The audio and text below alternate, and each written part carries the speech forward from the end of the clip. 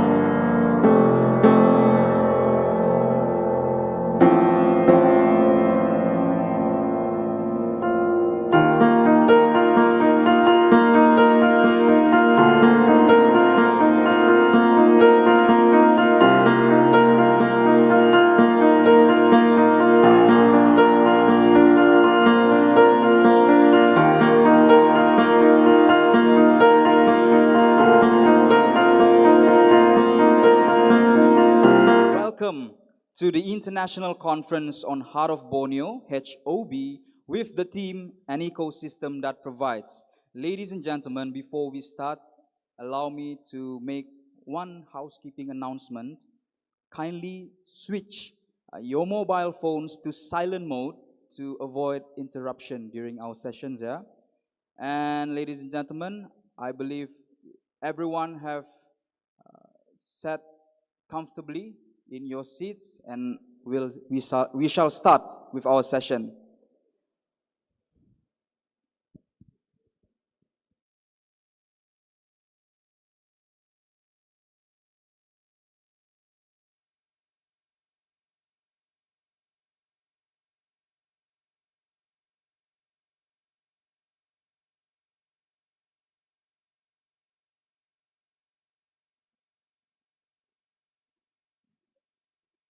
Ladies and gentlemen, for this delightful first day of our conference, we will have 4 concurrent sessions, and our opening ceremony will be at 10:30 a.m. And I believe everyone has already went through the program book and found your session of choice to attend later. And here, allow me to just list out the venue for each of this session. Session 1, Forest Management and Enforcement, will be here in Sipadan 3, Level 4. Session 2, if you are interested, will be in Kinabalu Room, Level 5, focusing on promoting conservation through forest-based tourism. And later in the afternoon, we will have Session 3, Climate Change and Ecosystem Resilience, here in Sipadan 3, Level 4. And Session 4, Understanding Ficus as a Keystone Species, up in Level 5 in Kinabalu Room. And ladies and gentlemen, and we also have a youth forum in Kinabatangan 3 Hall, down in Level 2. And that, ladies and gentlemen, is our conference session lineup, curated for your passionate listening and learning. To all distinguished participants joining us in Sipadan 3 Hall, I warmly welcome you to Session 1, focusing on forest management and enforcement. My name is Jonathan Lucas, and I will be your MC for this session. Before we commence, please take note that you can find refreshments as well as free flow of coffee and tea in Sipadan 2 Hall right next door. Feel free to enjoy these refreshments at your convenience before 10 a.m. as there won't be any designated morning breaks today. Our program today will resume promptly with the opening ceremony at 10:30 a.m. Now then, to kickstart our session, allow me to provide a brief introduction on our session chairperson, who is none other than Dr. Haji Rahimatsa Ahmad from the Sabah Environmental Trust. Dr. Haji Rahimatsa Ahmad holds a doctorate in Natural Resources Planning and Management from University Technology Malaysia.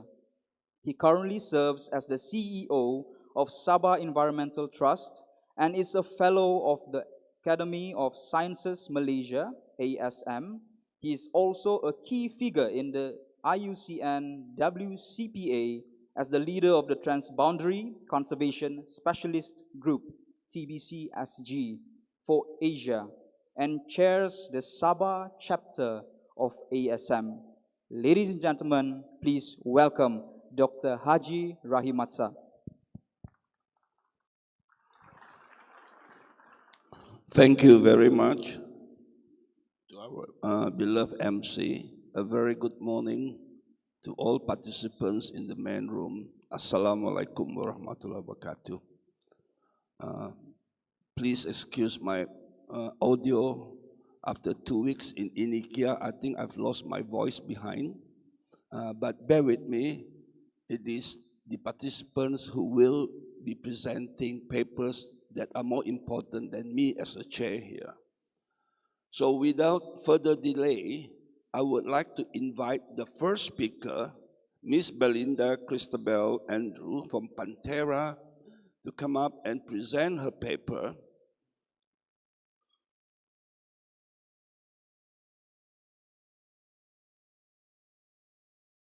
Should we get the speaker to line up and get ready, because we have to finish the morning session by 10:15.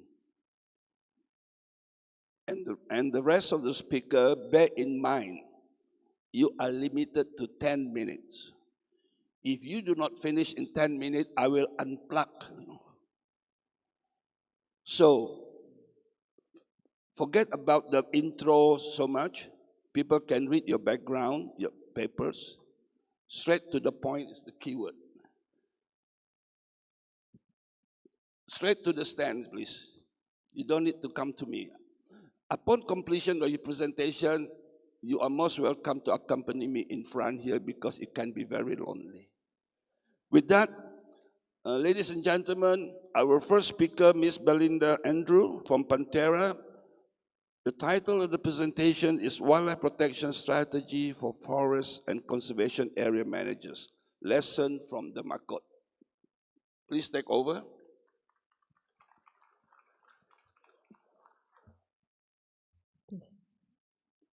Okay, thank you to our moderator, Dr. HAJI Rahimatsa. Good morning everyone, selamat sejahtera dan salam Sabah Maju Jaya. I am Belinda from Pantera, Malaysia, and today, for your information, we will be presenting our presentation in 2 languages. I will share the first half in English, and the other half will be presented by my colleague, Mr. Jafli, in Bahasa Melayu.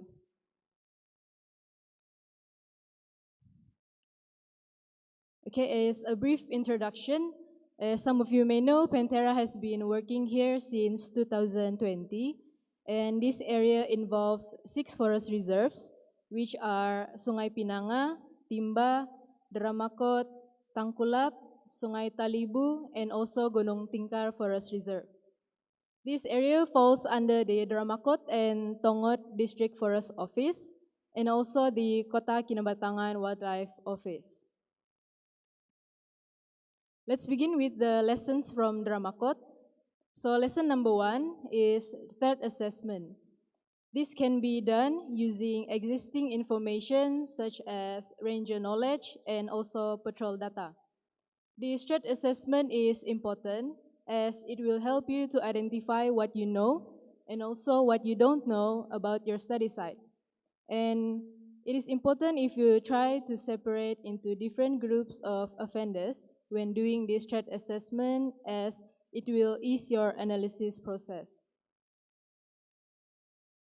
And lesson number 2 is interagency collaboration, where for our study site, the Wildlife Department and Forestry Department collaborated, which has resulted in the formation of community rangers called Aki Karamuak Ranger Team. And with the existence of Aki Karamuak, there are currently more patrol activities being conducted around the areas close to the forest reserve. And lesson number 3 is local community engagement between agencies such as the Forestry Department and Wildlife Department, and 4 villages in Karamuak, which are Kampung Tenaga Baru, Kampung Karamuak Dalam, Kampung Kenang-Kenangan, and Kampung Kuala Karamuak. And for your information, this engagement has resulted in a potential community hunting area for the local community. And once this area is established, the area will be fully managed by the community themselves according to their community protocol. And this will simultaneously increase forest reserve protection, as the local community will indirectly stop other community from other districts from coming into the forest to hunt. I will pass the next session to my colleague.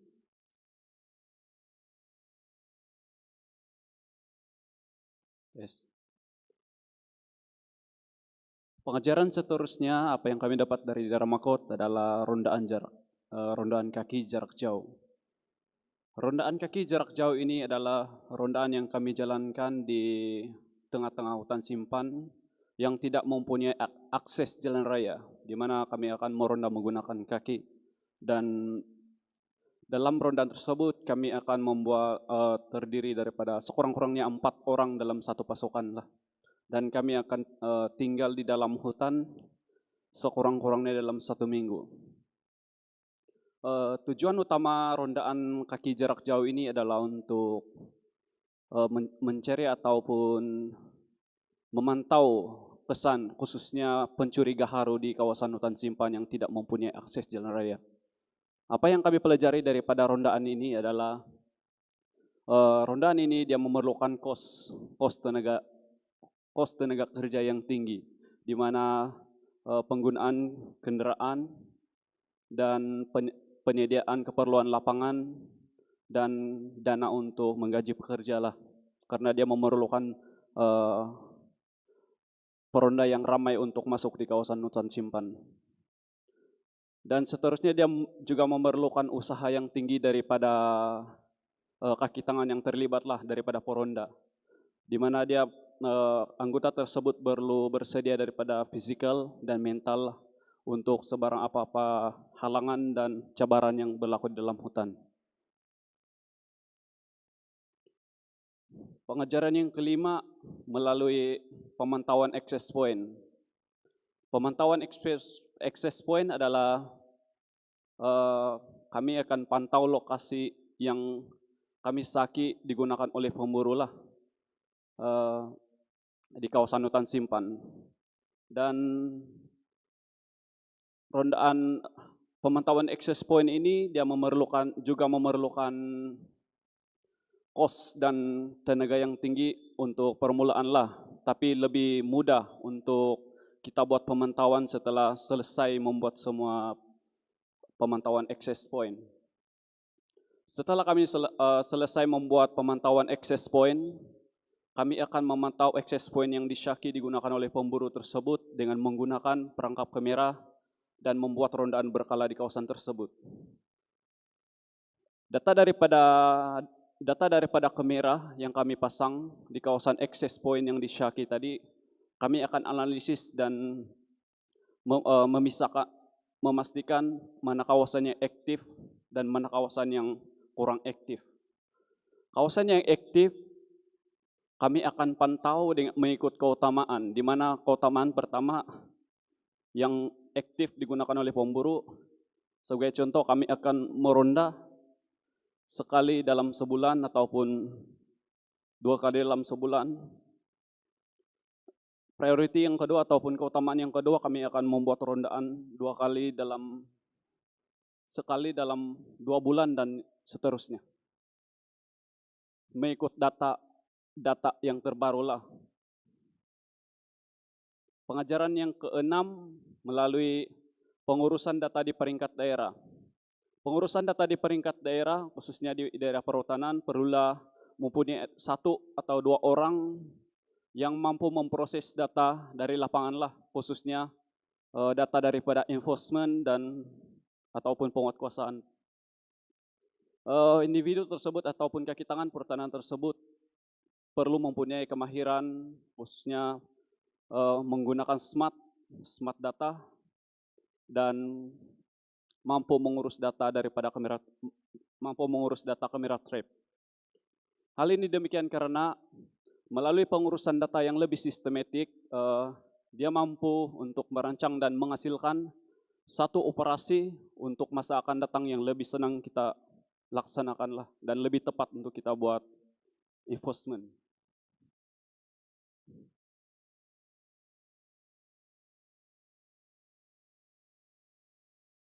Pengajaran yang ketujuh melalui indicators ataupun penunjuk. Penunjuk adalah penilaian terhadap semua aktiviti perlindungan yang telah kami jalankan di kawasan hutan simpan khususnya di Deramakot lah. Sebagai contoh, sejak tahun 2021 hubungan antara penduduk kampung khususnya di kawasan Karumok dan perhutanan dan jabatan hidupan liar nampaknya lebih baik, di mana telah mendorong kepada penurunan kesan pemburuan di kawasan hutan simpan di sekitar 4 buah kampung.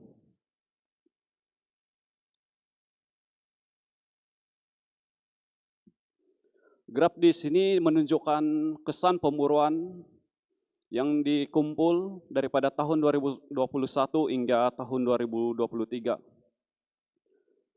Tahun 2021 sebanyak 210 data kesan pemburuan di kawasan hutan simpan di Deramakot yang berdekatan dengan 4 buah kampung. Pada penghujung tahun 2021, Aki Keromok telah diaktifkan dan agensi kerajaan mulai mengeratkan hubungan dengan komuniti khususnya di kawasan Keromok, telah membuatkan 49 atau kurang daripada 50 kesan yang ditemui pada tahun 2022 dan sebanyak 16 kesan yang ditemui pada Januari hingga Juli 2023. Hal ini amat penting bagi semua pengurus ataupun semua agensi untuk mengambil maklum tentang penunjuk ataupun indikator dalam apa-apa aktiviti pelindungan hidupan liar di kawasan yang kita laksanakanlah. Itu saja dari saya, sekian dan terima kasih. Jika ada apa-apa soalan, boleh kemukakan di sesi soal jawab nanti. Thank you, terima kasih. Karena tepat kepada waktu, right on time. There are several lessons learned, questions we will allow at the end of these sessions before our refreshment break. The next speaker, Muhammad Azizi Muhammad Asri from Yayasan Sabah, presenting the title Anti-poaching Measures within Danone Valley Maleo Basin Imbak Canyon, which is known as DaMaI landscape. So it is about a continuation of the first paper, similar on enforcement and monitoring. With that, I pass it over to Muhammad Azizi.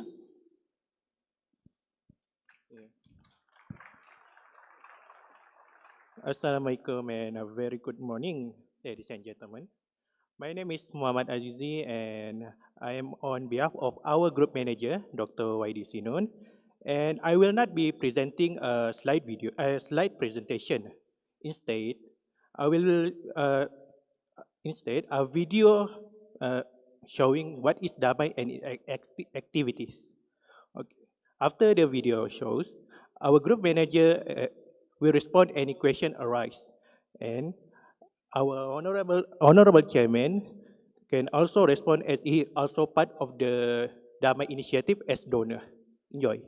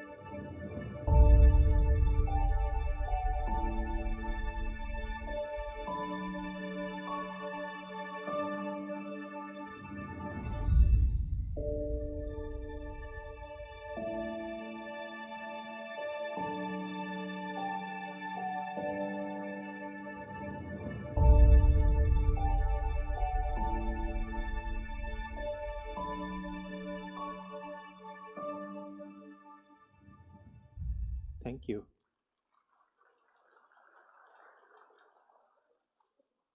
Thank you. Very precise, simple, and within the time limit. So I would like to invite the next speaker, please, Mr. Robert Rich of the Rhino and Forest Fund. The paper to be presented will be the Tabin Colamba Wildlife Corridor Project, a case study for improving habitat connectivity. Now, I think this paper is a very good example of, from the first two papers on addressing illegal activities through technologies and manpower, here is something, an effort from the ground. So Robert, if you're ready. Yeah, good morning, everybody. I'm Robert Risch from the Rhino Forest Fund. I came to Sabah the first time in 2007 as a volunteer for SOS Rhino. And exactly 17 years ago, I was trekking in Tabin to look for rhino footprints. I had the privilege to spend 1 month in Tabin, and we even found rhino footprints during that time. That was a really tremendous experience for me. So I felt like should do something, and I also felt like just looking for rhino footprints wouldn't change anything. So the few rhinos that were left during that times were already quite fragmented, very small populations. And I thought about solutions for this, and then I asked around, found others, and we founded the Rhino and Forest Fund to connect fragmented habitat with a special focus on the rhinos during these times. So the mission was to help to save biodiversity, not only rhinos, and we decided to focus on the Tabin landscape in East Sabah as a hotspot, biodiversity hotspot of global importance.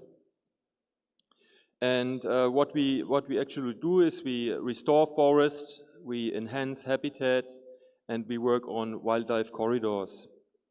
Our main partners and supporters are the Forestry Department, Wildlife Department. We also work with the Danau-Giram Field Center, and we get financial support mainly from Borneo Orangutan Survival Germany and Zoo Leipzig. But I have to acknowledge especially the Sabah Forestry Department, as they are really excellent in supporting us.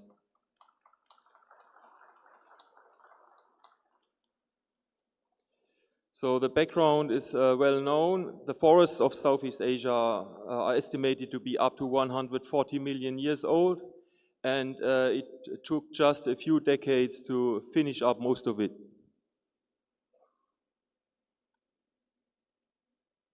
But at least in Sabah, there's still hope. Long before Montreal, the government pledged to set aside 30% as totally protected areas, which is outstanding. So, and also there is, the government is also open to work with conservation NGOs, which is not usual in many countries. Yeah. So this is a map showing the totally protected areas in Sabah in dark green. And what you also see on this map is the high level of fragmentation. And this causes some problems.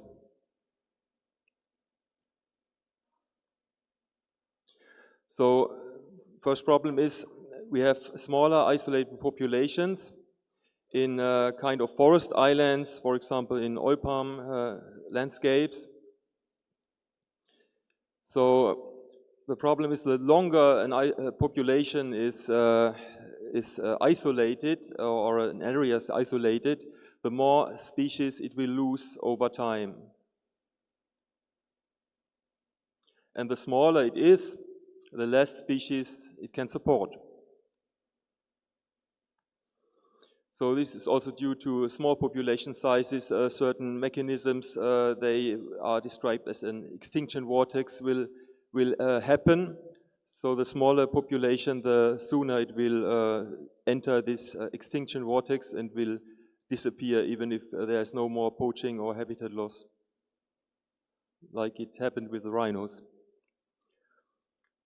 Another problem is if you have isolated habitat and a growing population inside, the carrying capacity of this habitat might be exceeded and the population might collapse. This might happen with the human species on a global level as well in the future. And also you have edge effects. If you have smaller areas, they have problems to stabilize the microclimate. There's more destructive influence at the fringes. So what to do? Basically, we can protect what is left. We can connect what is disconnected.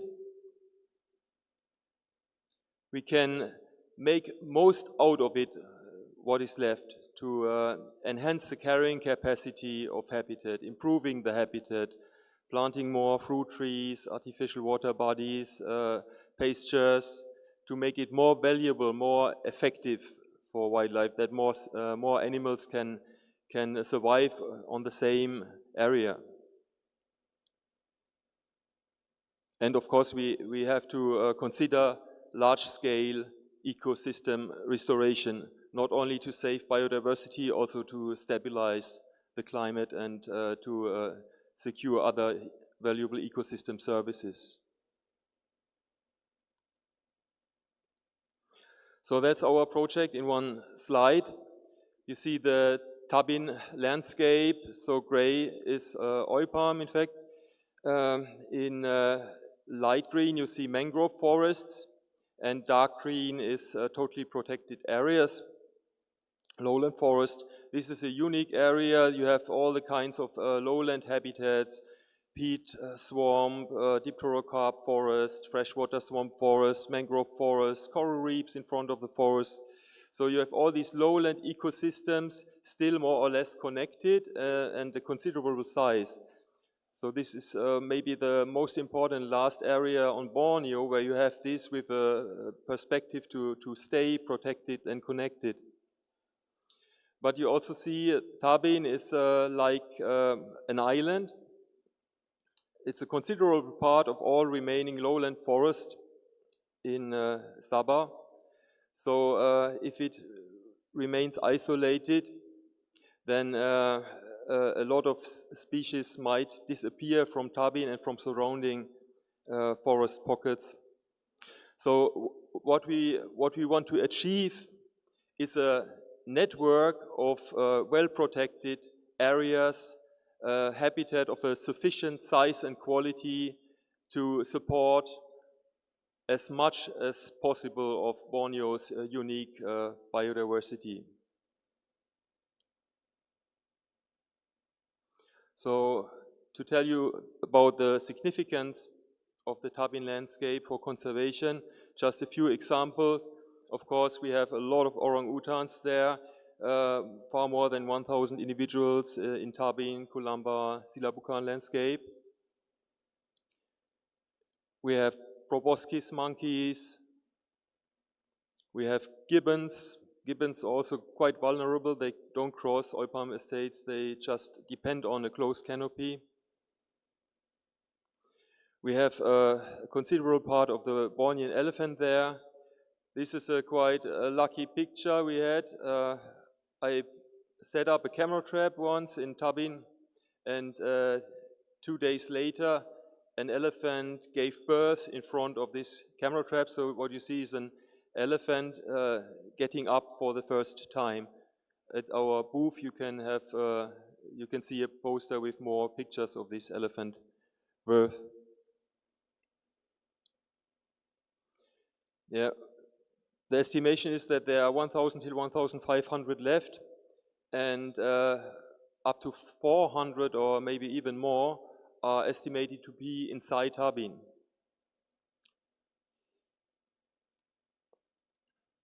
We also have clouded leopard, just brought back this picture from our project site.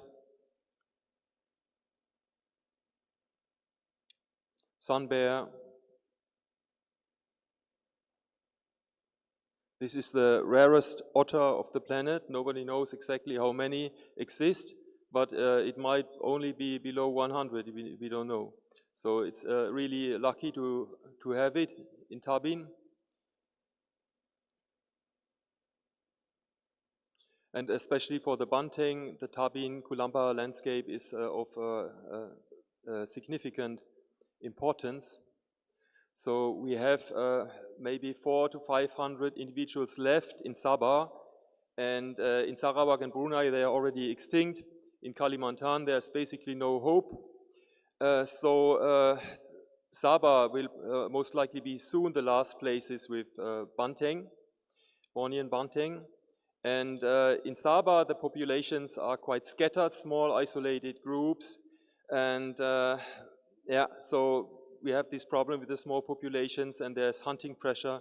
So it's not really promising what will happen with all these isolated small groups. But at least in Kulamba, we have estimated maybe 100 individuals, and in Tabin at least 50. So once connected, this would be something like a viable population. So I would say these populations are the most important bunting populations that are left.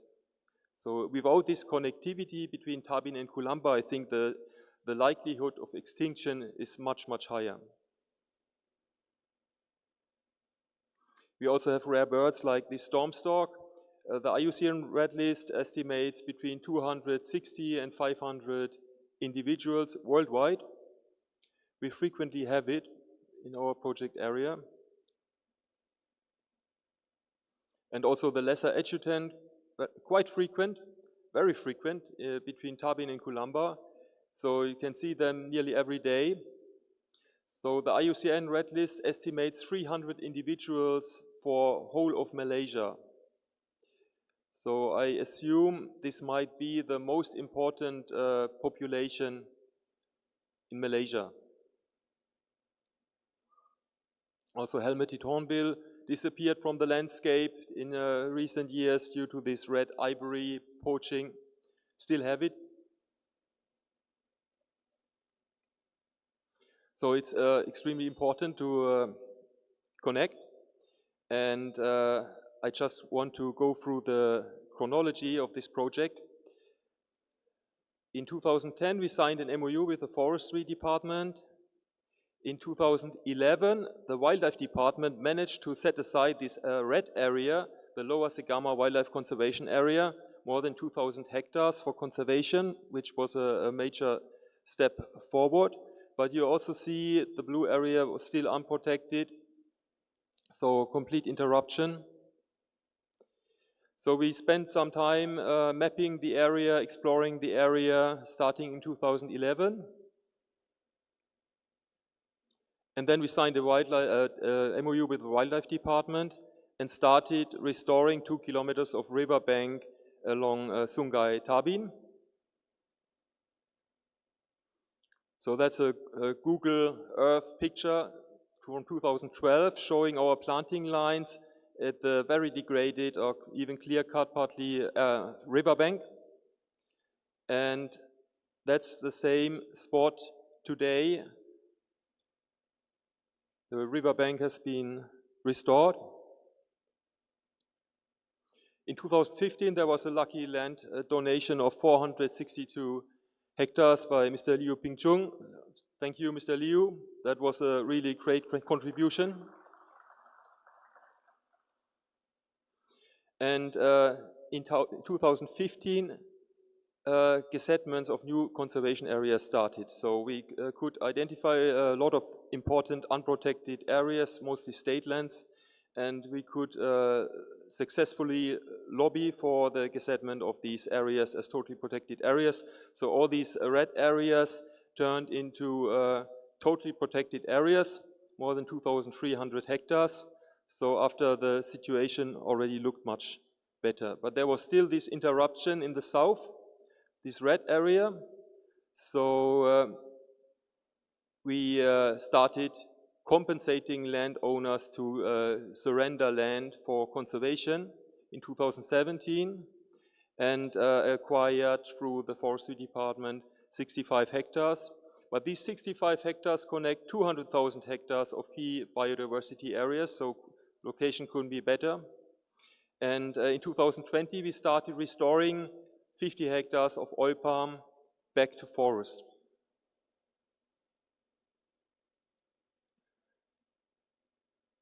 And also enhancing the habitat is one of our focus. So last year we created an artificial lake. The area was covered with mucuna before. This is really a pest. Already can grow up to 1 meter a week. So we buried it, scratched it, and it turned into grassland. So the elephants enjoyed it very much when they came the last time in May.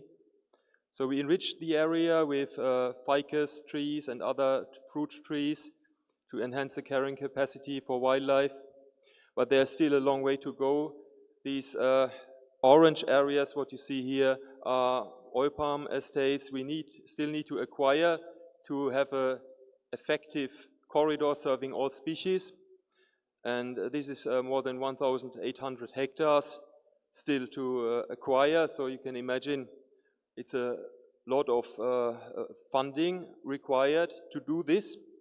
But we could turn these areas in something like we call wildlife oasis if you do the landscaping accordingly, enrich the area with a lot of fruit trees, with artificial water bodies, with pastures. The area could become a wildlife paradise with a much higher carrying capacity than even primary forest. Again, already finished.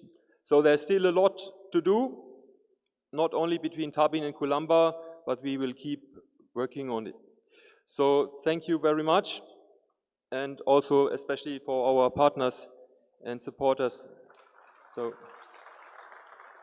Thank you. you will find the presentation later with a lot of links and references.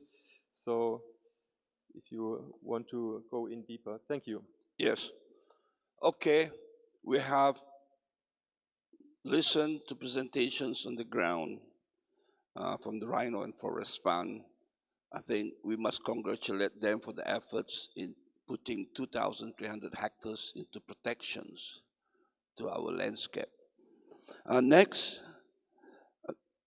the involvement of community, especially in a project like this, with the heart of Borneo, reforestations, patrolling, everything, I think most important, crucial, but nevertheless, I think most of us who are sitting here are only able to talk, but here we listen to the people who are actually doing the work on the ground.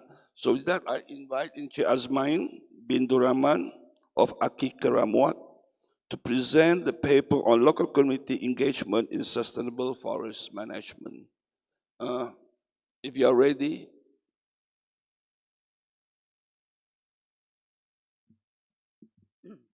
Okey ya, boleh sudah?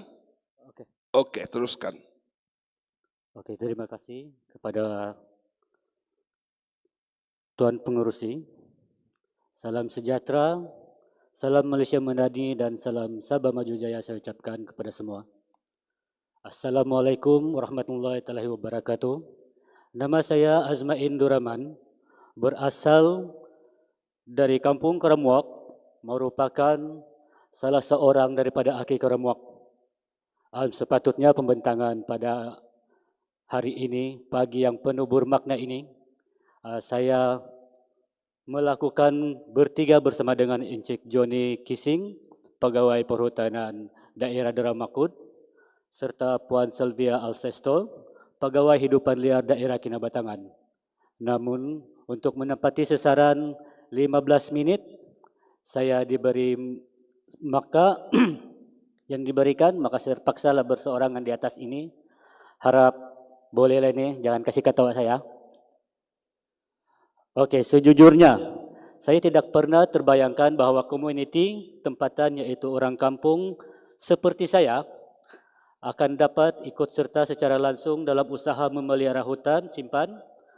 Saya fikir hanya pejabat jabatan hutan, jabatan hidupan liar sahaja yang layak menjalankan tanggungjawab tersebut. Namun ternyata saya tersilap tentang hal ini. Jadinya saya tidak mahu ada orang yang masih memiliki anggapan salah seperti saya sebelum ini. Oleh itu hari ini saya sangat berbesar hati untuk berkongsi tentang penglibatan masyarakat tempatan pengurusan hutan lestari berdasarkan pengalaman saya dan rakan-rakan dalam pasukan penyelamat Aki Keremuak. Sebelum wujudnya pasukan penyelamat Aki Keremuak atau di kampung-kampung kami lebih sering dipanggil sebagai Aki Keremuak. Pada awalnya kekerapan serangan gajah liar di kawasan Keremuak sekitar hujung 2020 telah menjadi titik permulaan kepada wujudnya kerjasama komuniti di 3 buah kampung iaitu Keremuak Dalam, Keremuak Luar dan juga Kampung Tenaga Baru dengan anggota rela mengawal serangan haiwan liar ini. Ini adalah gambar yang sempat diambil semasa anggota rela mendengar taklimat Jabatan Hidupan Liar yang hadir dalam masa operasi mengawal serangan gajah liar ketika itu. Setelah beberapa kali menjalankan kerjasama ini, sekitar pertengahan tahun 2021, pegawai Jabatan Hidupan Liar, kirabatangan yang sering membantu kami pada ketika itu, Puan Sylvia Alcesto, telah mencadangkan idea pembentukan satu pasukan peronda Aki Gajah di Keremuak. Idea ini agak menjentik fikiran kami. Kami agak ragu pada awalnya namun tetap menyahut cadangan baik ini. Dengan berinisiatif menubuhkan pasukan yang kami namakan Pasukan Penyelamat Aki Keremuak.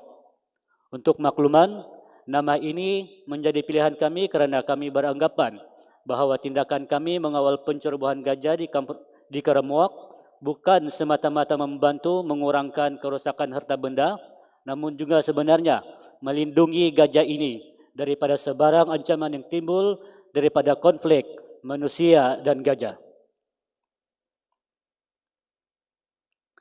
Pasukan Aki Keremuak ini kemudiannya fokus dan kerja-kerja pengawalan gajah secara sukarela melalui pemimpin JPKK Keremuak Dalam iaitu Encik Jumin bin Mampang. Setelah itu, melalui Puan Sylvia juga Aki Keremuak mulai dikenali oleh beberapa wakil NGO yang berkaitan dengan konservasi hutan, pengawalan gajah seperti Pentera, Seratu Hatai, Hutan dan Cet. Wakil-wakil NGO ini memangnya sangat banyak membantu kami, bukan hanya melalui tunjuk ajar, tetapi juga membantu dalam memberi latihan kemahiran dan teknikal yang berkaitan.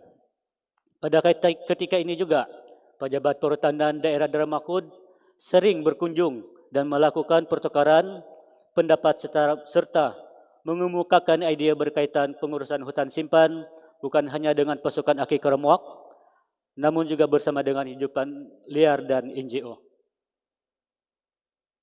Gambar ini diambil pada 13 Julai 2021. Gambar ini diambil pada 13 hari bulan 12 2021 semasa perbincangan tentang pengurusan hutan, simpan dan hidupan liar bersama komuniti Keremuak.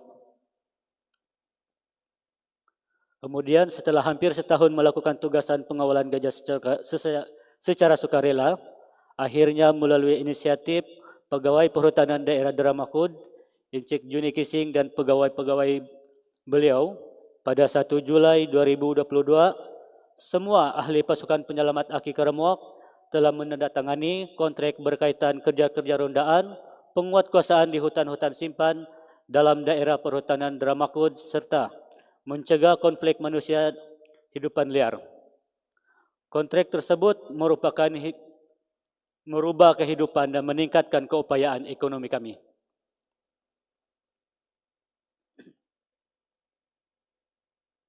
Gambar ini diambil semasa hari menandatangani kontrak tersebut. Turut serta adalah Tuan Juremin Ebin, Pegawai Perhutanan Wilayah Sandakan. Gambar ini juga diambil pada hari yang sama.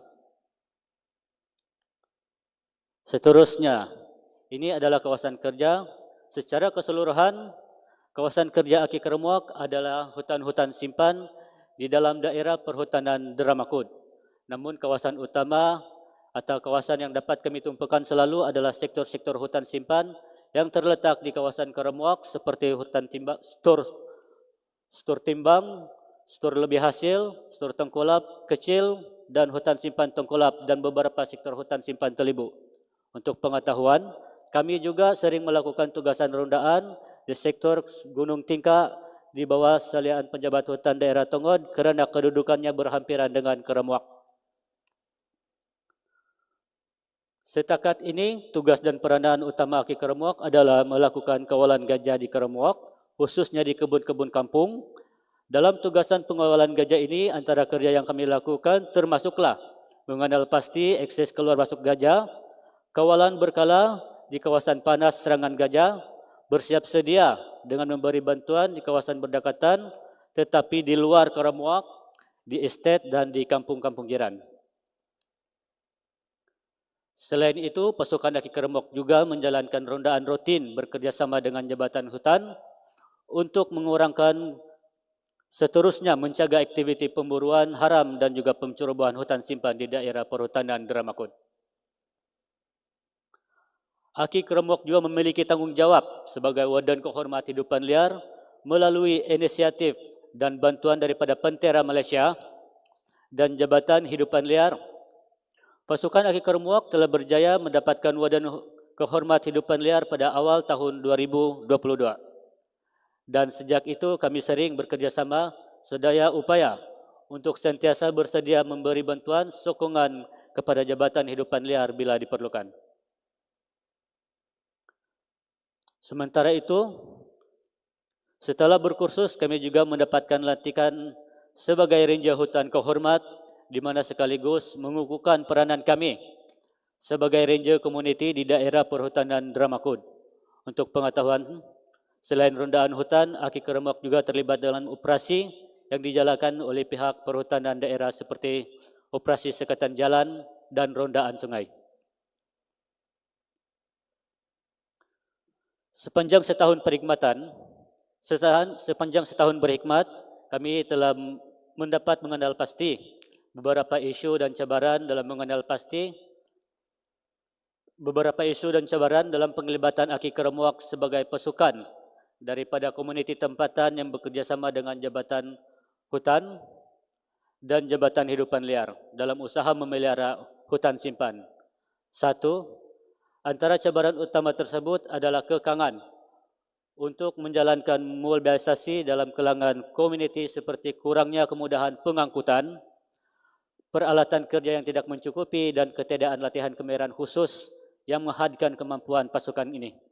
Kedua, isu kekurangan pendedahan tentang Ranger Komuniti serta penekanan berkaitan peranan masyarakat dalam memelihara hutan menyebabkan komuniti tempatan masih skeptikal dan beranggapan seperti saya sebelum ini.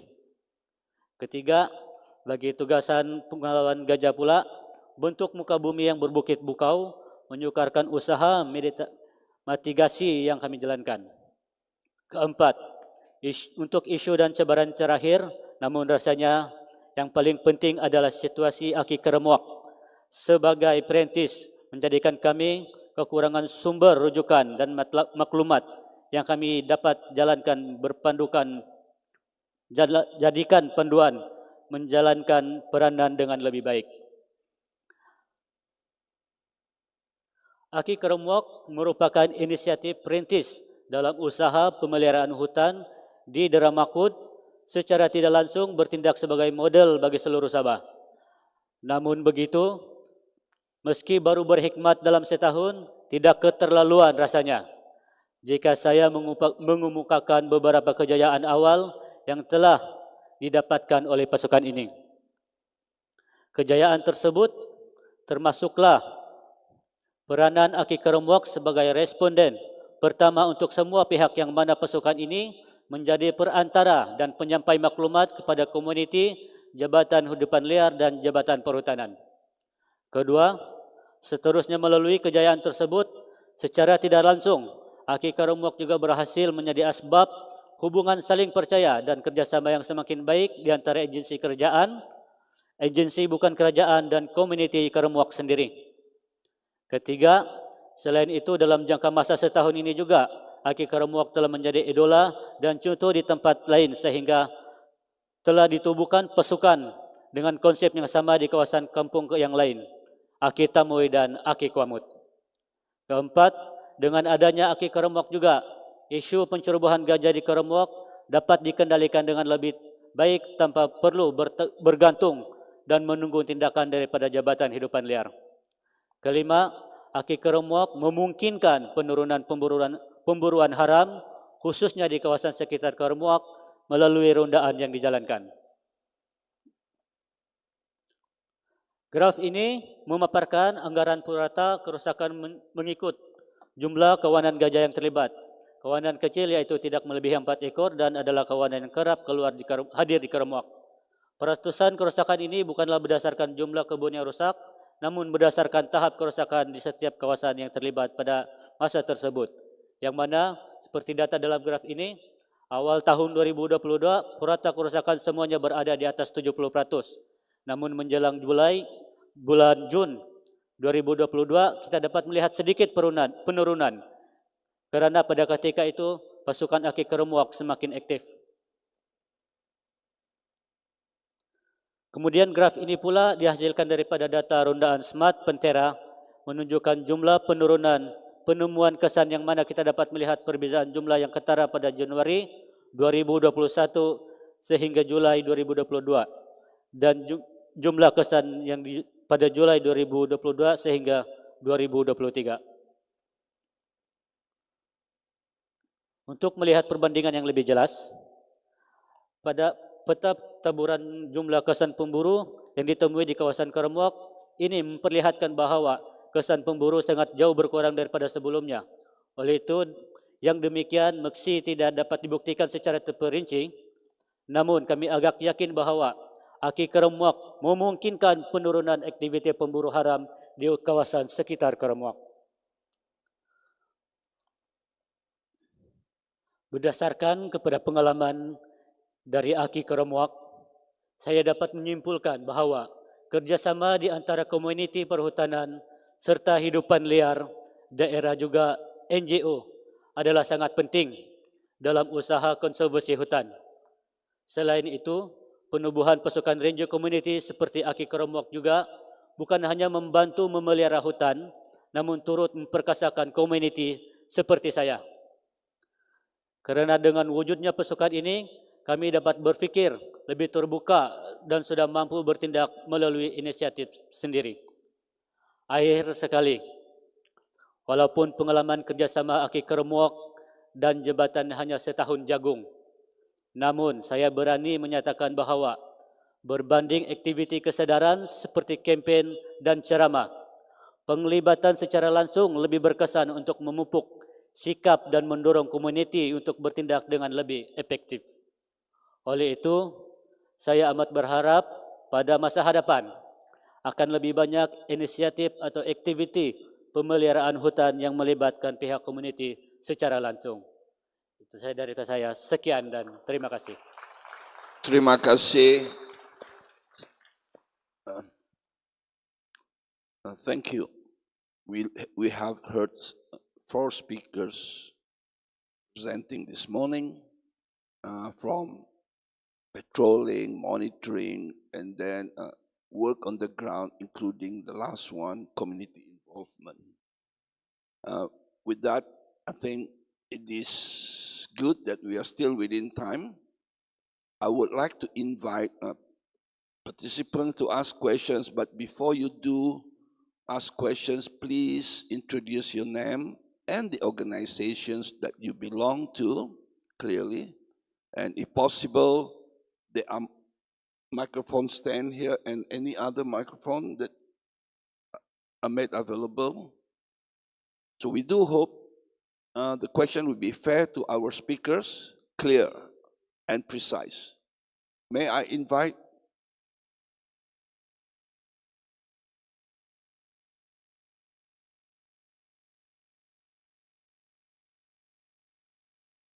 tolong siapa pegang mikrofon yang lari laju, tolong. Okey, terima kasih.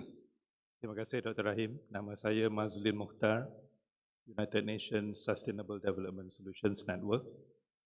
Maybe I would like to ask this question to Richard and also the speaker from Aki Karamau.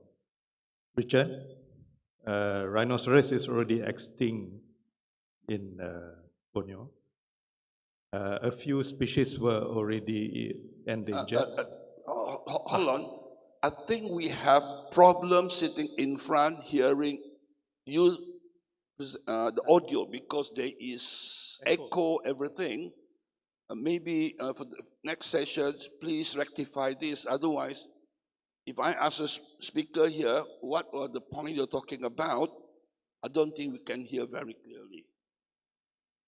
And some of them don't even understand. With apologies to the speakers, so organizer, make sure that we do not have echo or anything like that here. It is hard to grab what you are talking about. My apology.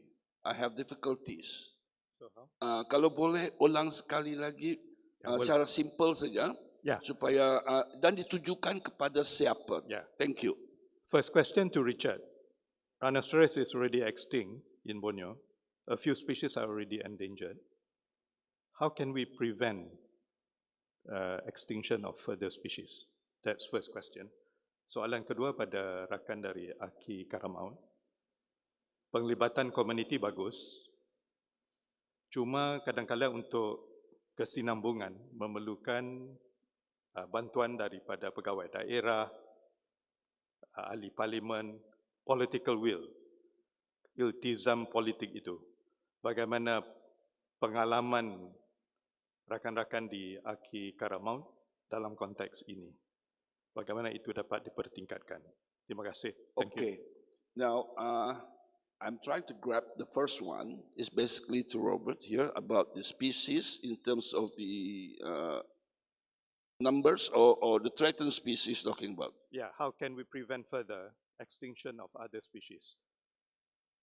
Okay. Dan soalan kedua kepada community tadi, penglibatan agensi-agensi lain seperti pejabat daerah dan apa semua tu, bagaimana kerjasama mereka lah. Dan saya bagi yang pertama dulu jawab. Yeah, it's on. I mean, for sound strategy to prevent further extinctions, we definitely need to better protect what is left, the habitat and the species, so tackling encroachment, tackling poaching, preventing destructive infrastructure development, like crazy ideas to create highways through Tabin or things like that, and also to enhance the carrying capacity, to make it more effective, creating pastures, planting fruit trees, creating artificial water bodies like lakes. They produce a lot of amphibians and insects and fish, so a lot of animals can feed on them, and you have a carrying capacity allowing more individuals on the same area. This is also important to boost the population sizes. And a special focus should be on habitat connectivity. So we have to create wildlife corridors, and that means we have to acquire also plantation land and restore it back to forest. Otherwise, other species will follow the destiny of the rhino, like the banteng is extremely threatened to go next, and many others. So to fix the landscape is of utmost priority. Thank you. Now, if the answer does not satisfy you, I would certainly recommend that you approach the speakers during refreshment time to get the direct response also. Peluang kedua untuk speaker kedua daripada penglibatan pihak berkuasa. Samalah, mudah ke tidak semua begitu. Terima kasih. Yes. Buat masa sekarang semuanya dalam proses, dan untuk pengetahuan kami punya YB Datuk Masyung Bana pun telah datang ke Kampung Keramuak dan memberi respon yang baik tentang kerjasama ini. Pendek, saya harap dapat menjawab soalan tadi. Dr. Rahim? Ya. Yeah, my name is Johnny Kissing. I'm the District Forestry Officer for Deramakot, and I would like to in addition to what Azamain have been saying, I would like to add in some info. Soalan dituju kepada siapa? Whom are you addressing the question? No, I would just like to address the question issued to Azamain. In addition to what Azamain was saying just now, I would like to add in something. Okay, question from the floor.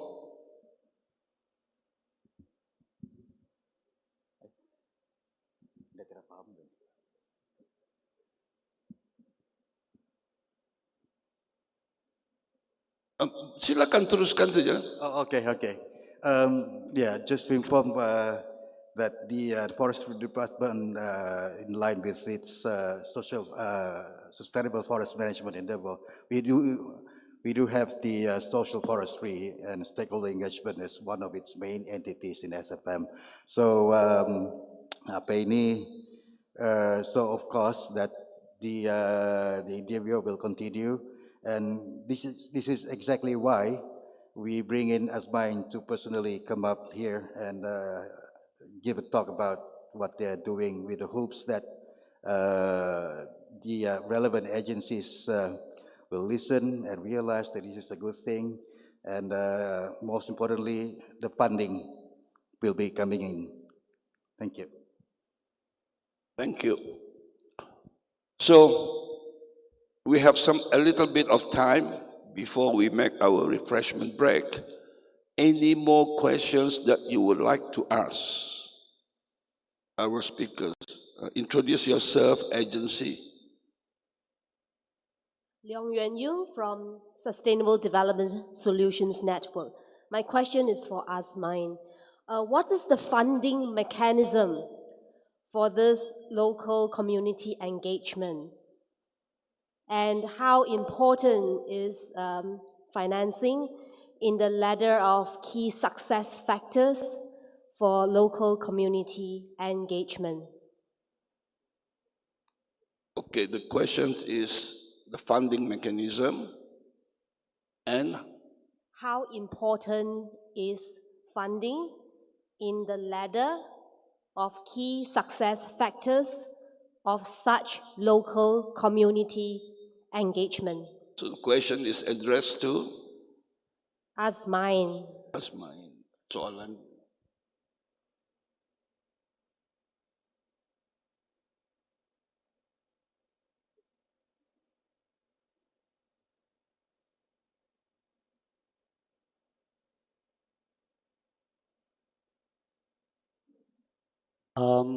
Ya, cuma sekarang kami atas inisiatif daripada Jabatan Kehutanan, mereka telah memberi kami kontrak sebagai role model untuk kampung-kampung yang lain untuk mereka bayar kami allowance. Well, I think the questions about funding, if you ask anyone in this room, is funding an issue? I think 99.9% will say yes. There has never been enough fund. And I think for communities it's even more crucial in that aspect. If I can say that, not only they lost the income opportunity from their resources, but they have to cover the time involved in building capacity, in substituting their time to work on such things. This is from my experience, but I think we all share the same thing. Because if you are an enforcement agency, you get your wages from the government. But for community, they get no compensations. Even the loss of resources at this point of time, there are no insurance coverage. So you lost your resources, what we call hasil, and they also have to spend time, day and night, to address the conflict, and they don't get compensated. So if you got a lot of extra coin pocket money, certainly I think they welcome that. So is this run on a voluntary basis, or did I hear a contract just now? No, I think there are some that are paid, but in general,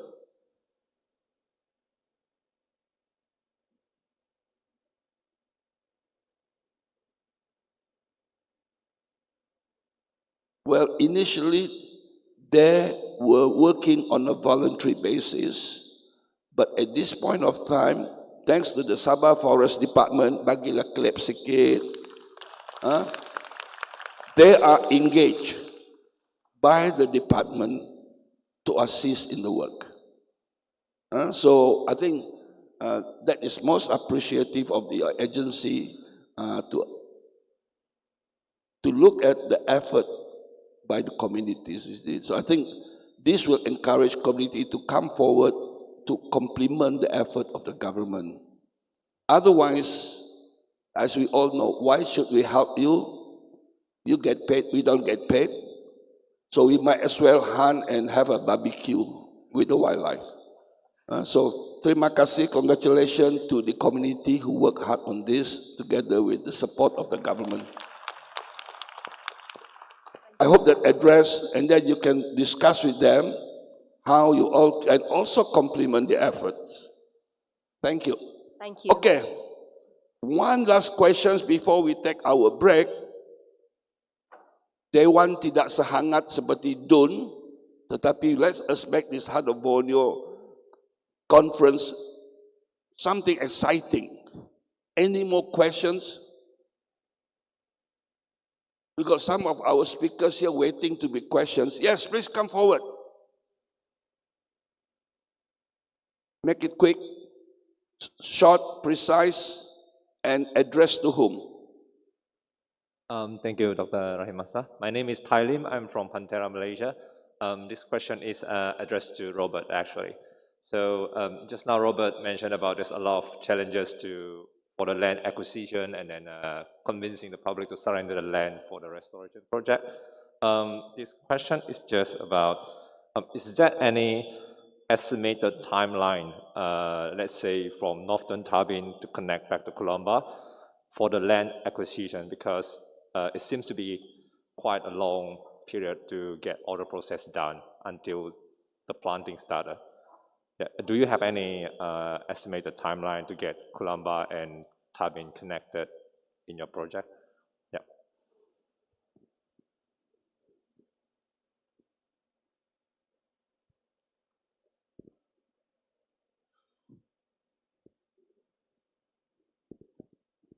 Yeah, thank you for the question, for the timeline. We don't think in timelines. It's as soon as possible. As long as necessary. So we work on a continuum, thinking more in categories like more or less, not in timelines, because we also cannot control it. The most limiting factor is funding, and this is hard to predict how long it will take. I mean, we are already working on this connectivity for 12 years now, and made some progress. And the sooner we close the gap and restore the forest in between, the more chance is that other species won't go extinct. So the sooner the better. No limit. We will be long-term engaged. Thank you. Now, I believe most of our speakers here do have booth outside there that you could approach today, tomorrow to ask more questions. Certainly, they would welcome you to come and visit their booth. I'm not trying to promote that, but certainly there is one key point where you can find Robert with his booth, and then the others here also, they have the thing. You can speak to the person directly. So although I would like to accept more questions, but I think our pee break is coming up, including the tea break. So with that, ladies and gentlemen, dear participants, thank you very much for your time this morning. Please be back at 10:30 in this room for the main event of the launching of the Heart of Borneo conference. With that, thank you very much. Thank you, Dr. Haji Rahimmatsa Ahmad. And let's give a round of applause for our session chair and all speakers for this first half of session 1.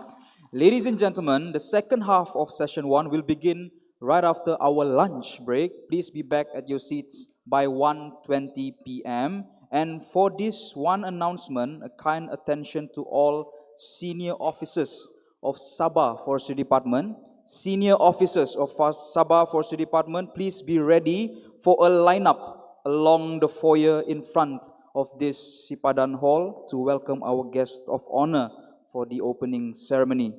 Yeah, so the conference will resume with the opening ceremony shortly. In the meantime, please sit back, relax and enjoy, and you can have your refreshments and or you might want to go to the washroom, but please be here before 10:30. Before 10:30, yeah, ladies and gentlemen. And with that, thank you.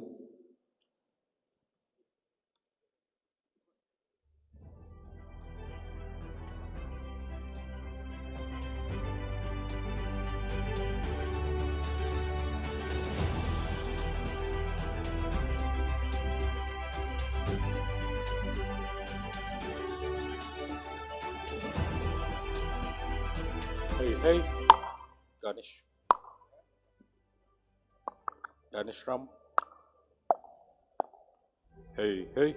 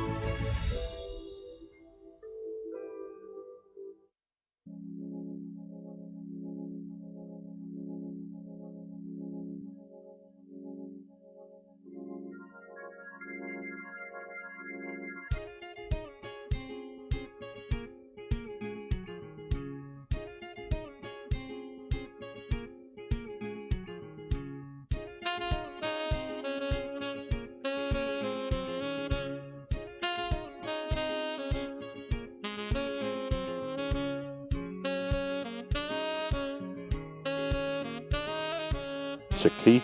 1, 2. He.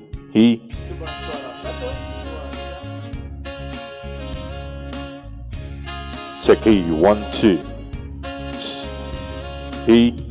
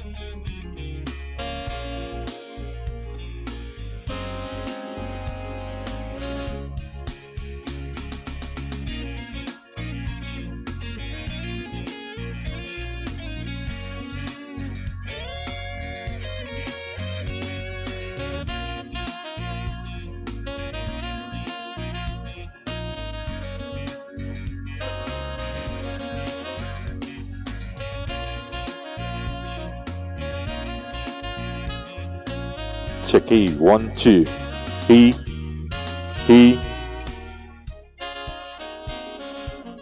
Check he. 1, 2. He.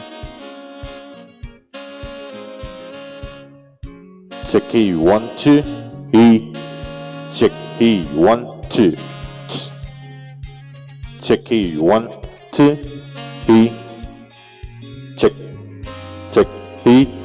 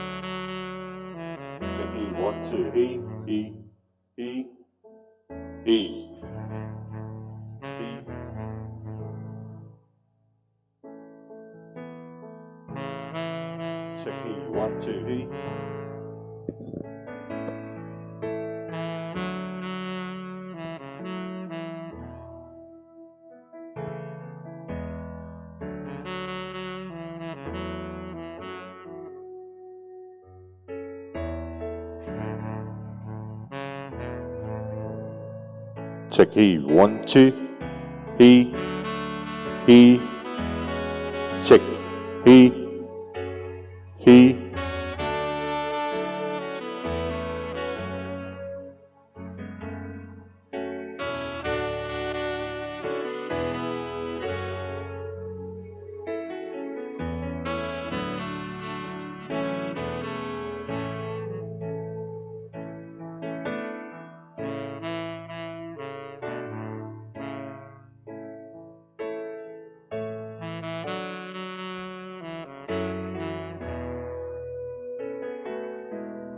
Test 1, 2, 1, 2.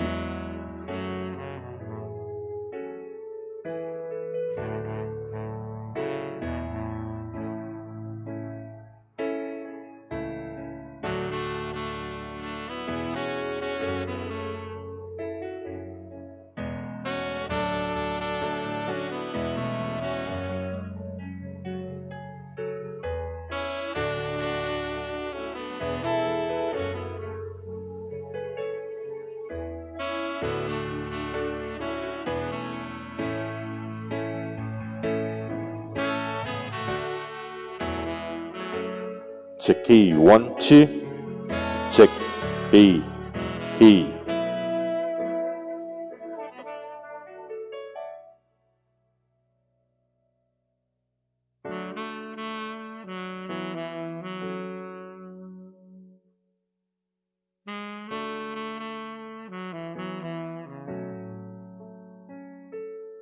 Check he. Sân.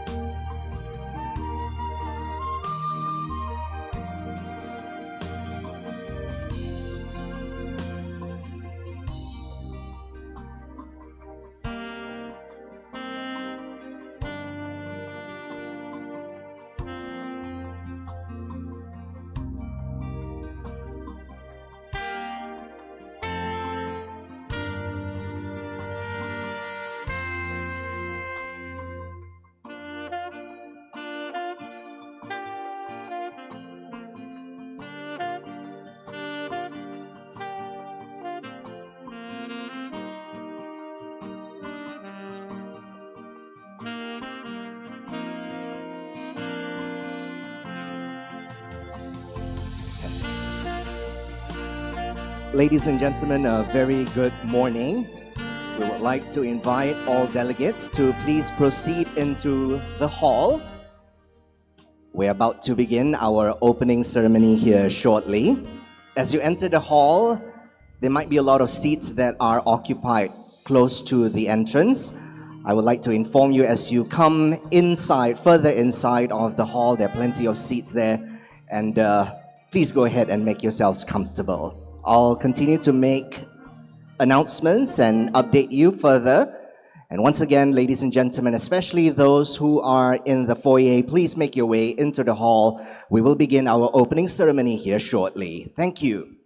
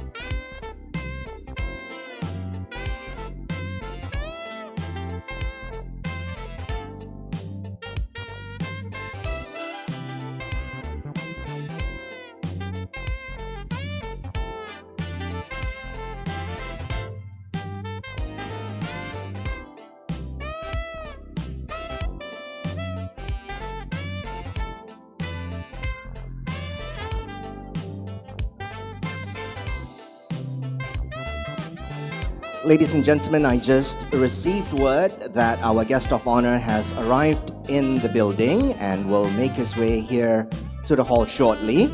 Therefore, kindly please take your seats and we will begin our opening ceremony here momentarily. Thank you so much.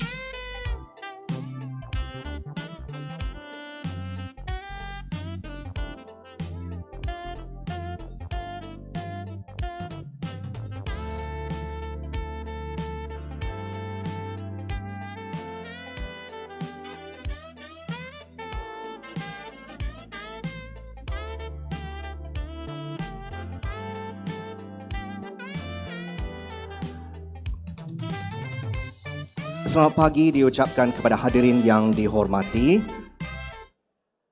Majlis akan bermula sebentar sahaja lagi. Saya telah menerima isyarat bahawa tetamu terhormat telah pun tiba di bangunan dan akan menyusul ke dalam dewan sebentar sahaja lagi. Mohon untuk hadirin mengambil tempat duduk dan kita akan mulakan upacara perasmian sebentar sahaja lagi. Terima kasih.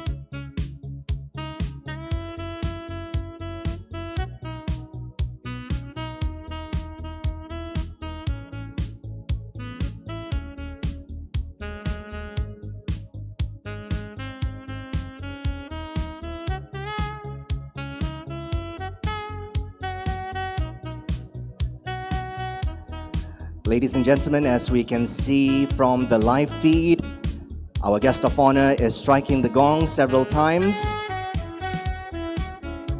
And he will now enter the hall. And it is with greatest pleasure we announce the arrival of our guest of honor, the Honorable Datuk Seri Panglima Dr. Jeffrey G. Kittingan, Deputy Chief Minister of Sabah and the State Minister of Agriculture, Fisheries and Food Industry.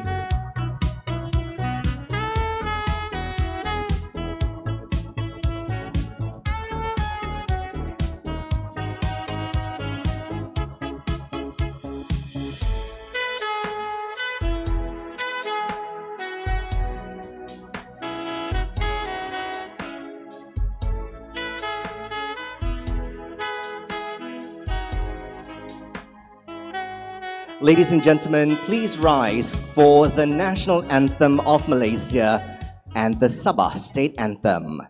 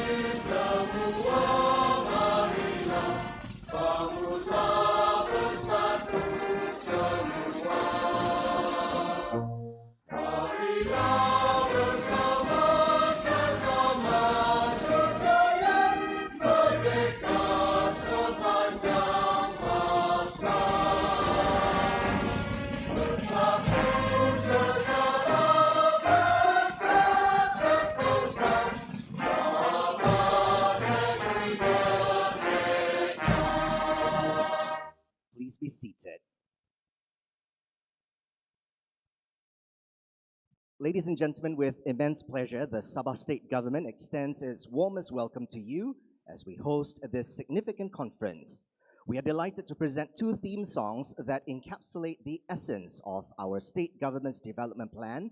First, the Sabah Maju Jaya theme song, which embodies the aspirations and endeavors of our journey towards a prosperous future. And second, the State Integrity theme song underscores our commitment to uphold the highest standards of integrity, ethical conduct, and accountability.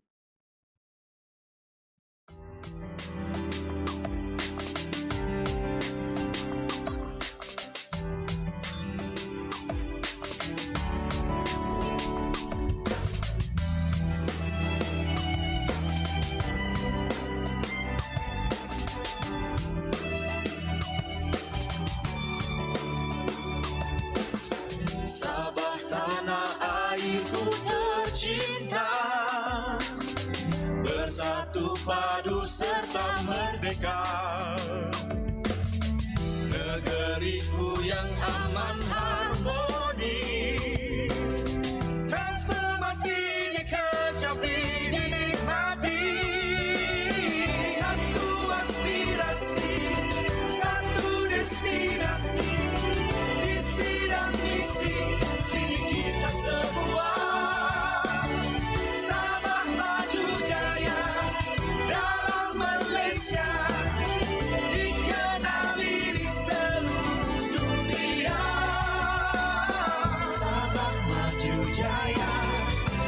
dan rakyat, meneraju hidup aman bahagia. Generasi Z, mari bangkitlah, kita bersatu menjadi teguh negeri Sabah, bumi yang tercinta. Tanah tumpah darahku, ayo kita jadikan negeri kita terus terbilang maju jaya dalam Malaysia dan di seluruh dunia.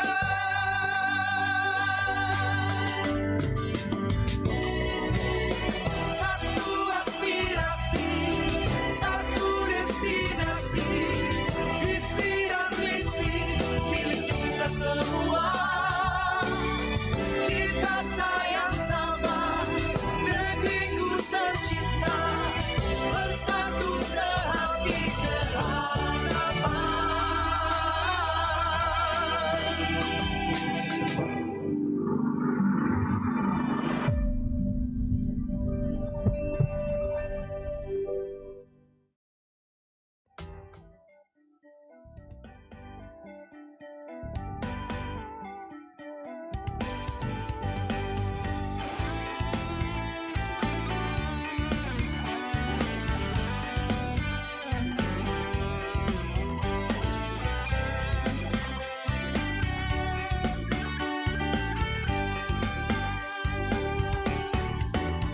Integriti di dalam jiwa, jujur dan ikhlas dalam bekerja, niat di hati paling utama, demi Sabah maju jaya.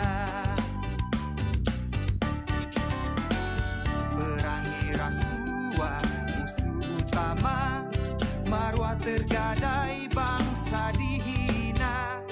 Mari kita banteras bersama, bangkit membina bangsa bijaksana.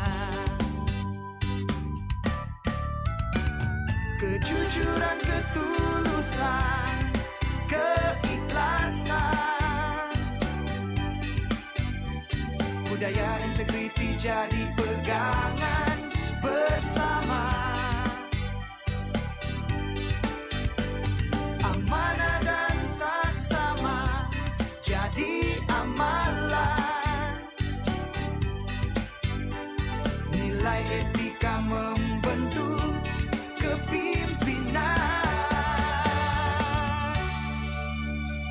Lestari integriti, jadikan satu paksi, taat setia demi pertiwi, teguhkan jiwa kuku jati diri. Sabah maju jaya, bersatu sehati ke hadapan. Let's ember the culture of integrity. Sabah land below the wind. Sabah maju jaya, misempuru toko biso ginawo. Masara bakoko basa nanti otorono. Sabah land below the wind.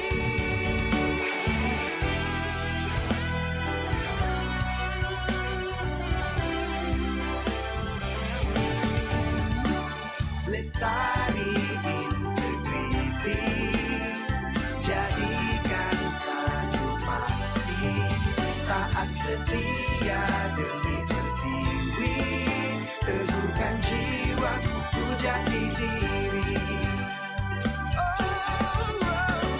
Lestari integriti, jadikan satu paksi, taat setia demi pertiwi, teguhkan jiwa kuku jati diri, teguhkan jiwa kuku jati diri.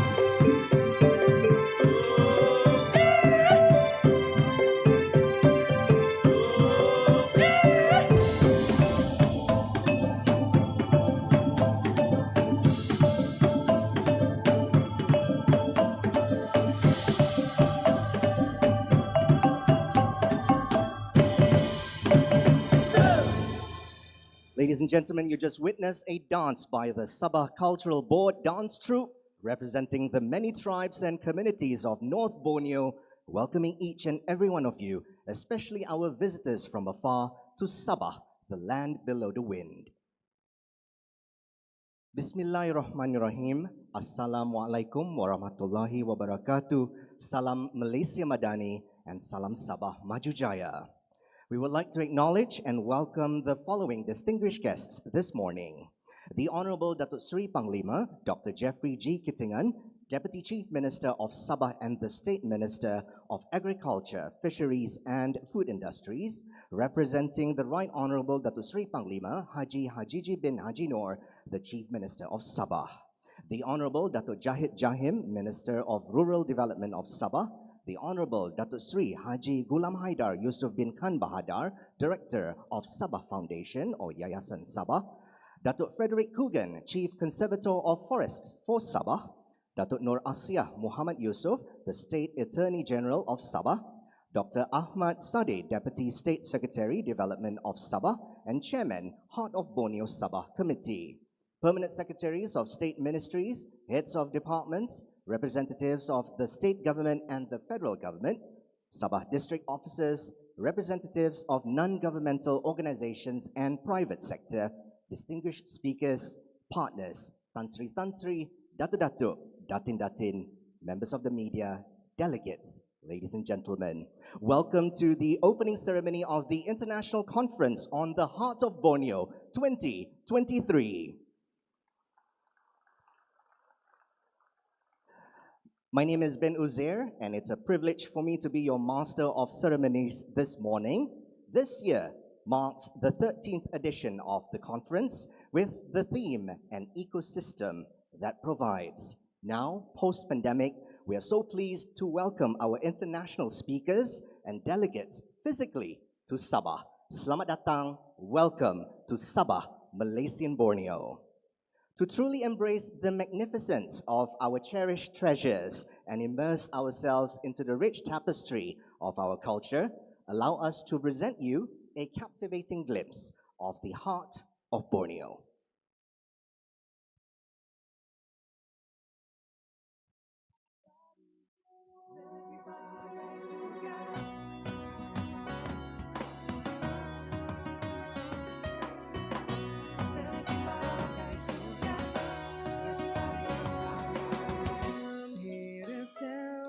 Of a string melody, singing a song of the glory land. People are dancing with hornbill feathers, smiling faces and brotherhood warm. Surrender ourselves and pray with our heart. May peace prevail within every soul. Let's stand up and put our hands together as the guardians to protect our land. Through generation in the heart of Borneo, living in harmony in the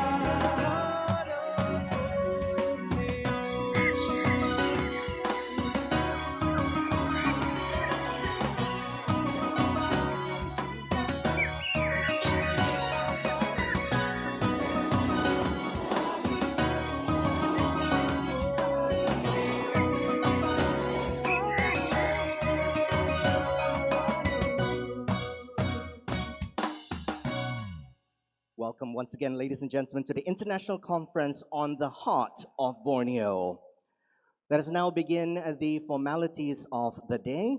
To deliver his welcoming speech, let's put our hands together for Datuk Frederick Coogan, the Chief Conservator of Forests for Sabah. Datuk Frederick, please.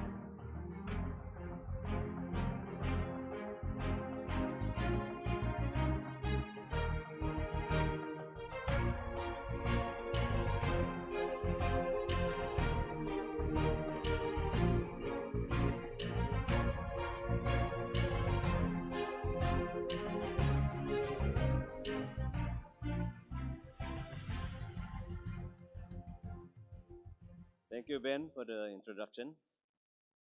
The Honorable Datuk Seri Panglima Dr. Jeffrey G. Kitingan, Deputy Chief Minister, Deputy Chief Minister, Minister of Agriculture and Fisheries Sabah, representing the Right Honorable Chief Minister of Sabah, Yang Berhormat Datuk Jahim, Minister of Rural Development of Sabah, Yang Berhormat Datuk Seri Haji Gulam Haidar Yusuf bin Khan Ad Bahadar, Director of Yayasan Sabah, Yang Berbahagia Datuk Nur Asiah Muhammad Yusof, State Attorney General, Yang Berbahagia Datuk Dr. Ahmad Sadeh, Deputy State Secretary of Development, the Chairman of Sabah Heart of Borneo Committee, Yang Berhormat Tan Sri Tan Sri, Datuk, Datin, distinguished guests, speakers, partners, members of the press, distinguished participants, ladies and gentlemen, salam sejahtera, salam Sabah Maju Jaya, salam Malaysia Madani. Yang Berhormat Datuk Seri, Datuk, Datin, ladies and gentlemen, it gives us, especially from the Forestry Department, great pleasure and honor to be here today in order to welcome all of you to the International Conference on Sabah Heart of Borneo 2023. We are indeed pleased to see such a diverse participants from the government, private sectors, non-governmental organizations, public sectors, higher educational institutions, the youth, and also representatives from the local communities attending this conference today in support of the Heart of Borneo initiative. As many of you are aware, that the Heart of Borneo conference is held every year since 2009 to serve as a platform for the exchange of new ideas and knowledge, and to instill a sense of unity among people with similar conservation views and common goals in addressing issues relating to biodiversity conservation and sustainable development and green economy. So the theme of the Heart of Borneo conference this year, Heart of Borneo, an ecosystem that provides. This is in line with our conservation strategy to capitalize on forest conservation efforts by exploring the potential of generating revenues from the non-timber forest produce, such as medicinal plants, ecotourism, payment of ecosystem services, etc.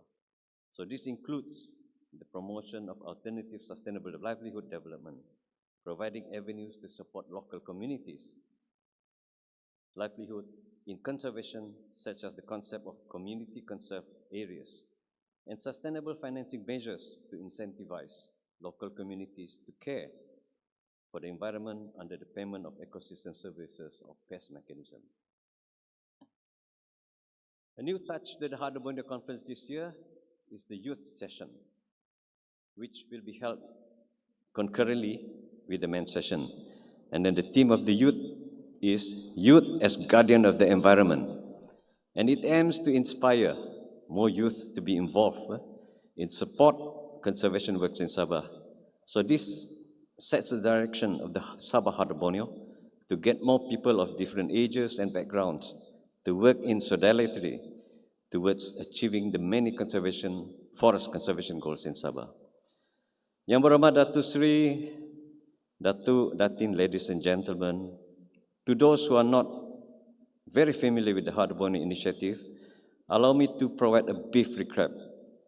About 3.9 million hectares of land located in remote areas in Sabah, in fact, have been designated under the Heart of Borneo initiative a project initiated by 3 countries located in the island of Borneo, Malaysia, Brunei Darussalam, and Indonesia. So the main objective of this initiative is to protect and conserve a healthy and contiguous network of protected areas covering 22 million hectares of forest landscape through the re-establishment of forest corridors for connectivity and the promotion of sustainable land use practices within and surrounding these areas. So in Malaysia, Heart of Borneo initiative is led by the Ministry of Natural Resource, Environment and Climate Change and REC. Meanwhile, the state-level committee of this initiative is currently being chaired by the Deputy State Secretary Development and participated by 24 government agencies and universities, including NGOs. So since the inception of the Heart of Borneo initiative in 2007, various activities such as scientific estimation, social baseline surveys, protection, forest rehabilitation for corridors, nature-based recreation, environmental education and awareness programs were implemented. And we do see that the role of this state committee will become more eminent with the expanded roles of Heart of Borneo to come. As I have mentioned numerous times before in various different platforms, I think despite the huge investment of resources throughout the years, the Heart of Borneo has brought about greater conservation outcomes. All these great achievements offset the technical and financial challenges faced across the years. And some of the significant accomplishments are Sabah Totally Protected Areas, the TPAs, have increased from 12% in 2007 to 27% today. The formulation of conservation management plan for critical areas to effectively manage the protected areas, especially the corridors. Rehabilitation of degraded forest activity that indirectly encourage the participation and involvement of local communities in forest conservation and restoration. We have established about 22 units of field outposts at hotspot areas throughout the state in order to deter incidents of encroachment and poaching within forest reserve and totally protected areas. 52 nature-based recreational sites within forest reserve were also identified for further ecotourism development to unlock their revenue potential. And having entered MOU on transboundary Borneo Elephant Orangutan Conservation Initiative between the state government and WWF Malaysia to promote transboundary cooperation involving boundary reserve. And of course, other than the Heart Borneo projects, which was funded by the federal government, the state through Heart Borneo had in fact attracted the support from NGOs and private agencies within and abroad that share the same common goals on specific project collaboration worth about 126 million to date, and then many of which are being displayed in the exhibition at the foyer. So Yang Berhormat Datuk Seri, Datu, Datin, ladies and gentlemen, the Heart of Borneo journey is indeed still challenging as our forests are constantly under pressure from other competing land use, particularly agriculture, roads, and other basic infrastructure, and of late mining. So this, coupled with other contributing factors such as economic recessions and climate change-related issues, all are real threats that has to be factored in. But with the political will and support, we aspire to continue identifying the remaining area for TPA to meet Sabah's 30% target, including the potential of other effective area-based conservation measures and the community conserve areas. And also to ensure TPAs are continuously protected through effective enforcement and good governance. Enhance institutional arrangement, and most important, the synergy for closer interagency collaboration at the state level or even between countries. To further promote smart partnership to generate the resources or even the fund to conserve forests and TPAs. Of course, to continue transboundary management, emphasizing on connectivity beyond Heart of Borneo areas, mainstreaming biodiversity conservation beyond protected areas, capitalizing on carbon and climate change, addressing sustainability within plantation landscape and built environment for holistic conservation outcomes. And to add impetus to the implementation of Heart of Borneo Strategic Plan of Action 2021 to 2030, a number of flagship projects have been identified, such as the Sabah Jurisdictional Certification of Sustainable Palm Oil, JCSPO, and of course, and the UNDP-GF Food, Forest, Land Use and Restoration for LUR, which will be intensified and implemented. So, Yang Berhormat Datuk Seri, Datuk Datin, ladies and gentlemen, the Forestry Department and other agencies in Sabah who are entrusted to administer and manage the forest are in fact open to adapt and equip ourselves with the required knowledge and competency to meet the changing landscape and demands of forest conservation.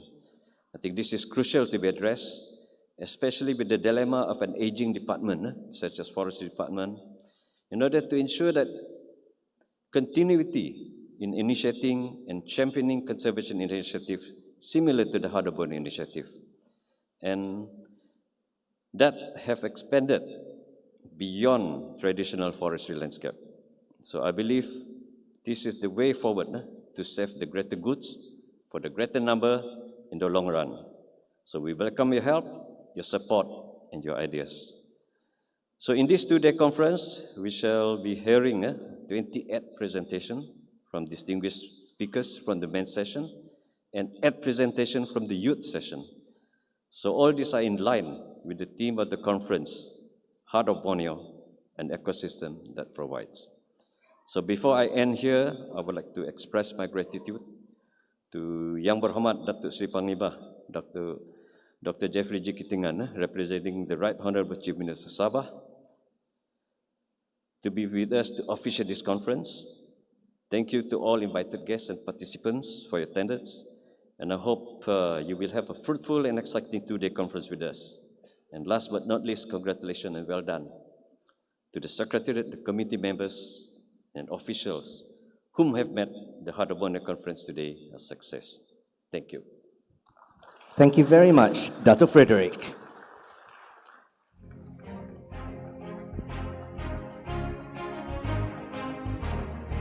Now, ladies and gentlemen, the Heart of Borneo initiative remains a priority within the scope of the Sabah Forestry Department, and this initiative's direct involvement in biodiversity conservation aligns seamlessly with our commitment to sustainable forest management.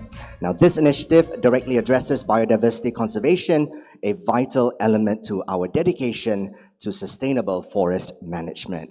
Now, we've prepared a video for you this morning, providing a brief insight into the activities of the Sabah Forestry Department, all of which are steering us towards our international conference today. Let's take a look.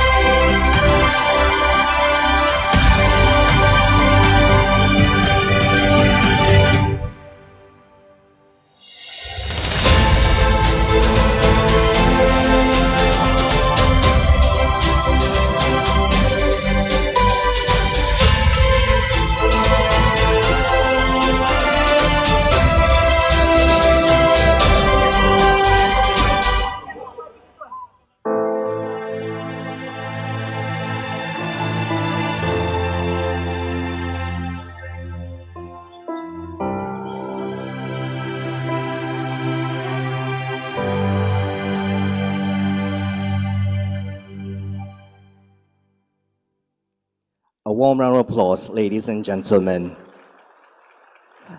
The moment we've been waiting for, to deliver his speech on behalf of the Right Honourable Chief Minister of Sabah and to open the International Conference on the Heart of Borneo, please welcome the Honourable Datuk Seri Panglima Dr. Jeffrey G. Kitingan, Deputy Chief Minister of Sabah. Yang Berhormat Datuk Dr. Jeffrey, please.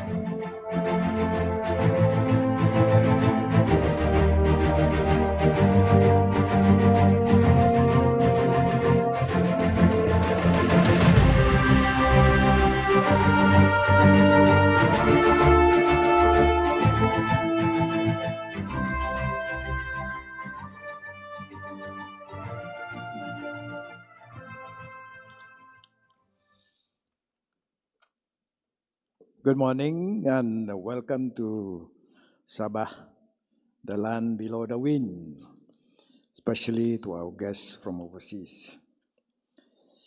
Yang berhormat, first of all, allow me to convey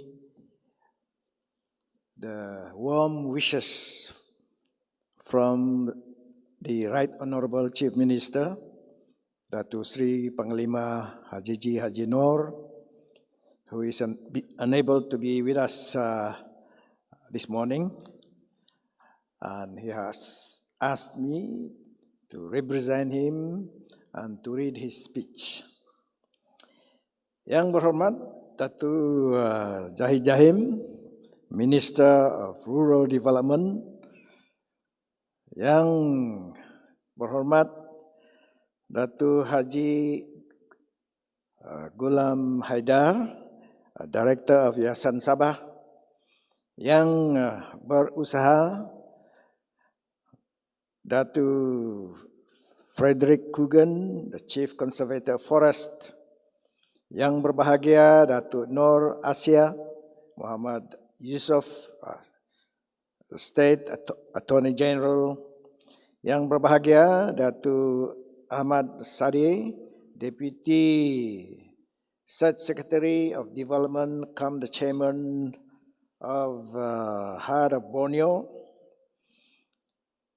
Yang berbahagia Tan Sri, Datu, Datin, distinguished guests, distinguished speakers and partners, distinguished guests, members of the press, ladies and gentlemen. Salam Malaysia Madani, salam Sabah Maju Jaya, and salam perpaduan to all of you. Greetings once again, especially to our foreign guests. It is an honor for me to officiate the International Conference on the Heart of Borneo this morning with the theme, The Heart of Borneo, an ecosystem that provides. Well done to the Sabah Forestry Department for making this possible.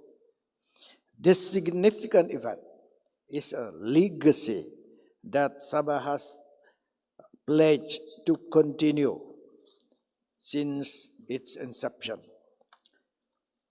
Ladies and gentlemen, the Sabah government is duly committed towards the conservation of its natural resources through protected areas, which is in line with the objectives of the Heart of Borneo initiative.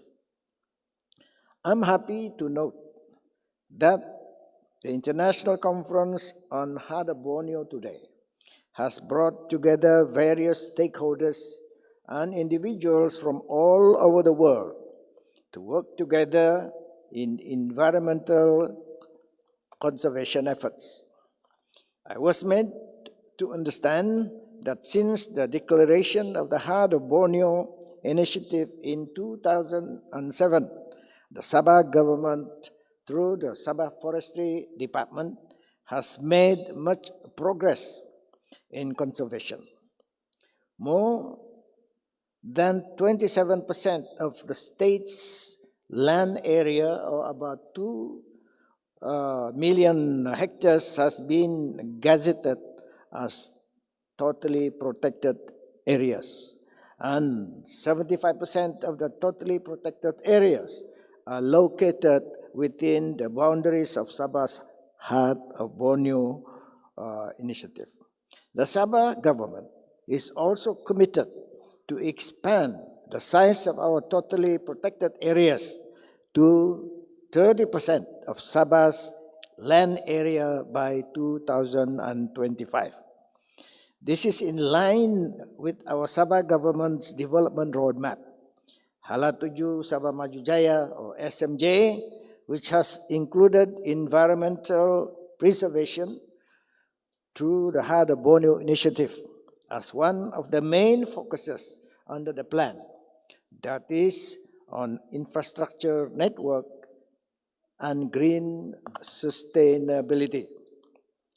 Ladies and gentlemen, Sabah is committed to supporting the United Nations Sustainable Development Goal, or SDG, for enhanced climate actions, and will continue to promote strong linkages between climate change and sustainable development whilst mainstreaming climate change-related actions into Sabah's development agenda. Sabah is also committed in implementing necessary mitigation actions as well as adaptation action across all sectors in order to support the nationally determined contribution, or NDC, that Malaysia has set under the Paris Agreement by 2030. In this regard, the Sabah government has established the Sabah Climate Action Council, or SCAC, to set the direction and coordinate climate change mitigation and adaptation-related projects at the state level. All conservation efforts, starting from protection, restoration, management, and up to mainstreaming forest conservation and biodiversity protection, are given emphasis. Ladies and gentlemen, the Sabah Forestry Department has taken various proactive measures to protect Sabah's forests. Since 1997, the sustainable forest management concept has been fully implemented in Sabah. Sustained efforts in creating a balance of socio-economic development and environmental conservation through rationalization of land use should be continually implemented. As an alternative, new and sustainable income generation in Sabah. These include exploring various initiatives which can support forest conservation program through non-timber-based income generation or forest beyond timber. The Sabah Forest Department is currently in the midst of formulating a statewide 25-year forest master plan, which will be in line with the Sabah Forestry Policy 2018. The Forest Master Plan will be used as a guide or reference for the department to pave the direction of the Sabah's forest resource management in the long run. The plan will not only focus on forest reserves, but also forest areas within state land and alienated land as well.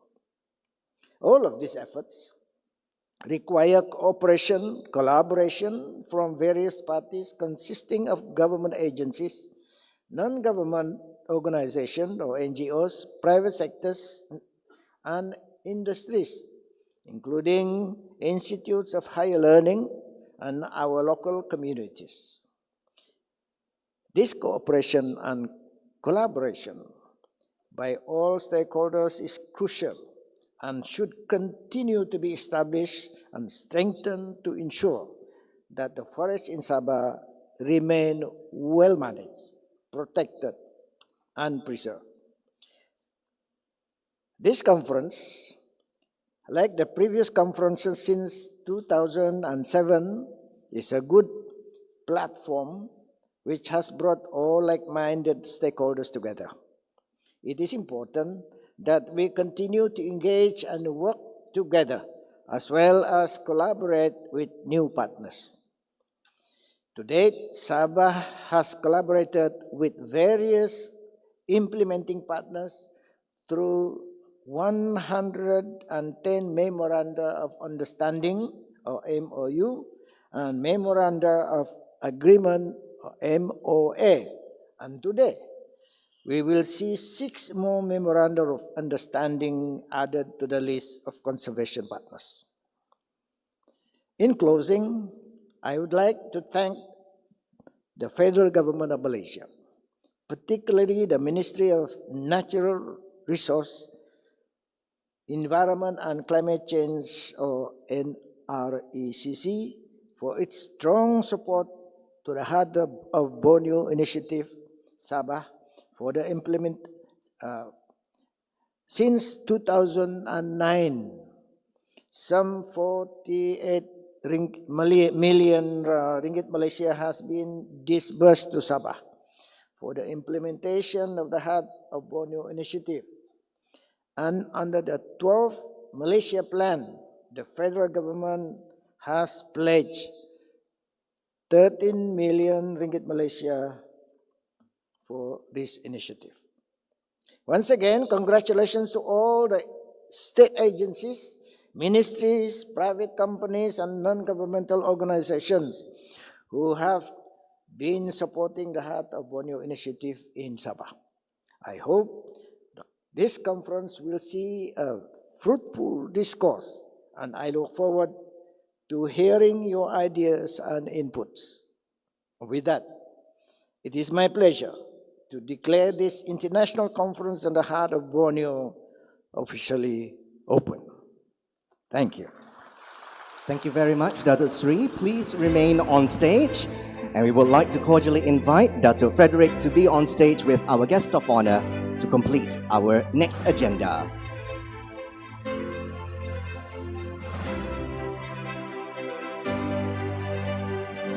Now, ladies and gentlemen, let us bear witness to a book launch in conjunction with the International Conference on the Heart of Borneo, and to officially unveil the book titled The Red List of Sabah Endemic Trees.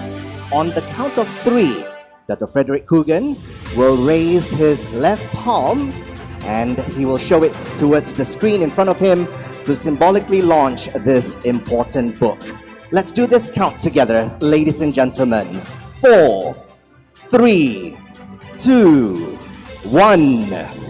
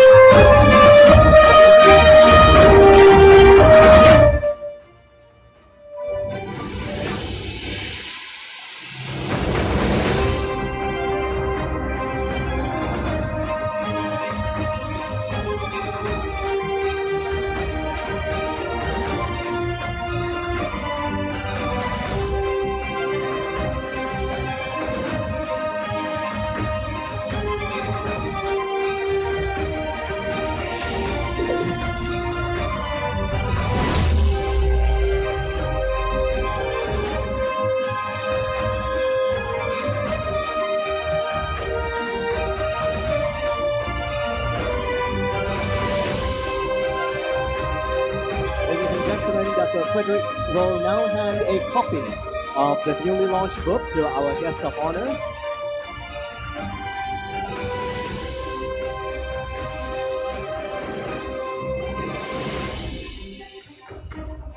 A group photo in a book launch will not be complete without their authors.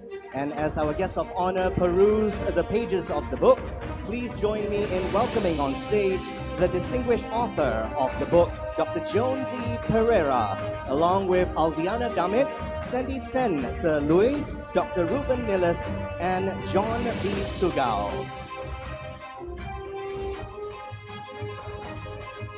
The book is a compilation of endemic Sabah trees with their conservation status assessments that were published in the IUCN Red List of Threatened Species website. And for your insight, ladies and gentlemen, about 70% of Sabah endemic trees are considered threatened. And this book provides a justification of the assigned IUCN category for each of the species. We extend a heartfelt gratitude to the authors who have dedicated their efforts to bring this book to fruition.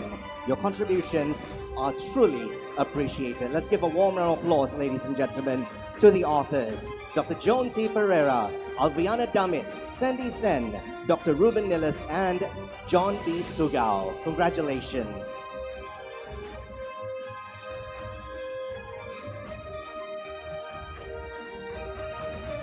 Thank you to the authors. Dr. Suri, Dr. Jeffrey, Dr. Fred, you may proceed to the left of the stage for our next agenda. Ladies and gentlemen, as mentioned in the speech by our guest of honor, we will witness the simultaneous signing of 6 MOUs between the Sabah state government and 7 organizations. Let us now invite the signatories for the first MOU.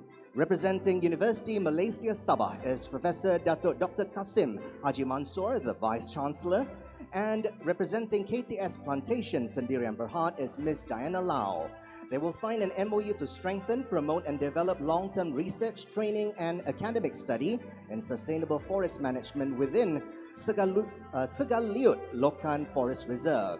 Now the second MOU, let's invite Mr. Lee Hing Huat, Managing Director of Labuk Bay Proboscis Monkey Sanctuary, signing an MOU for mangrove rehabilitation and proboscis monkey conservation.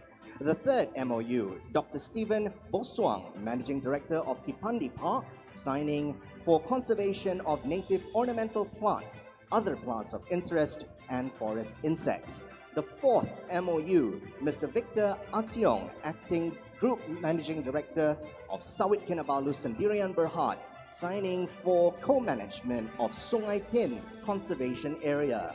The fifth MOU, Professor Dr. Wu Wing Tai, Vice President for Asia, United Nations Sustainable Development Solutions Network, signing to cooperate and collaborate in the areas of publication, research, communication, education, capacity building, public awareness and advocacy under the rubric of the Science Panel for Southeast Asia Biodiversity Protection. And finally, Yang Mulia Tengku Noraida binti Tengku Mahmud, Head of Operations of Yayasan Petronas, signing a project agreement for a tree planting program at Kungkular Forest Reserve Tenom, Sabah, as part of their corporate social responsibility.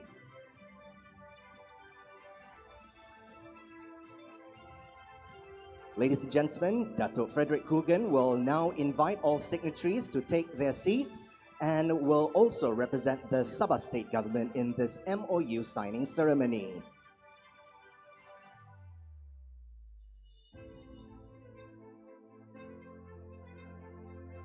Our signatories will now proceed to sign the documents.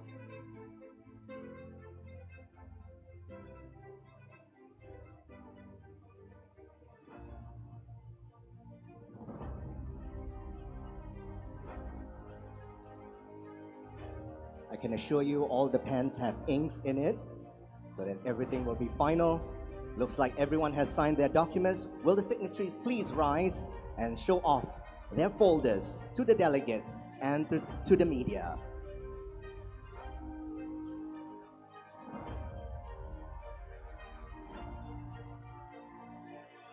Ladies and gentlemen, a very historic day for the Sabah State Government and the organizations. University Malaysia Sabah, KTS Plantation, Labuk Bay Proboscis Monkey Sanctuary, Kipandi Park, Sawit Kinabalu, UNSDSN, and Yayasan Petronas. Thank you to all signatories. You may now return to the comfort of your seats. Dato Sri Dr. Jeffrey and Dato Frederick, if I may invite the both of you to come center stage one last time.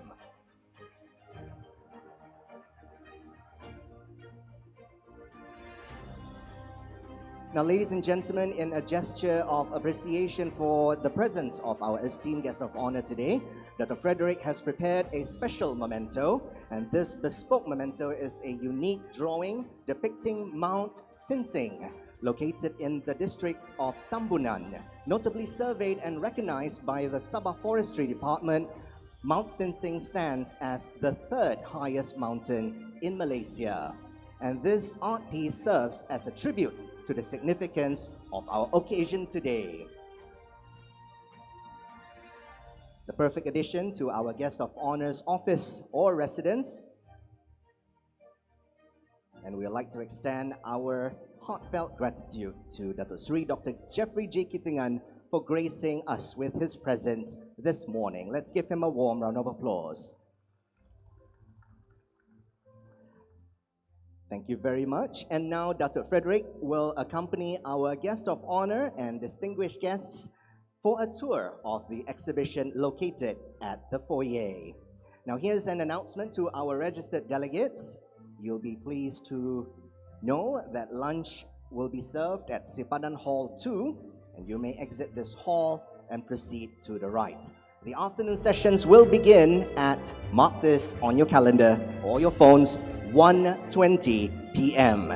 This concludes the opening ceremony of the International Conference on the Heart of Borneo. My name is Ben Uzair, wishing you a productive and enlightening conference. I will see you again tonight at the welcome dinner for an evening of music and culture. Till then, have a great afternoon.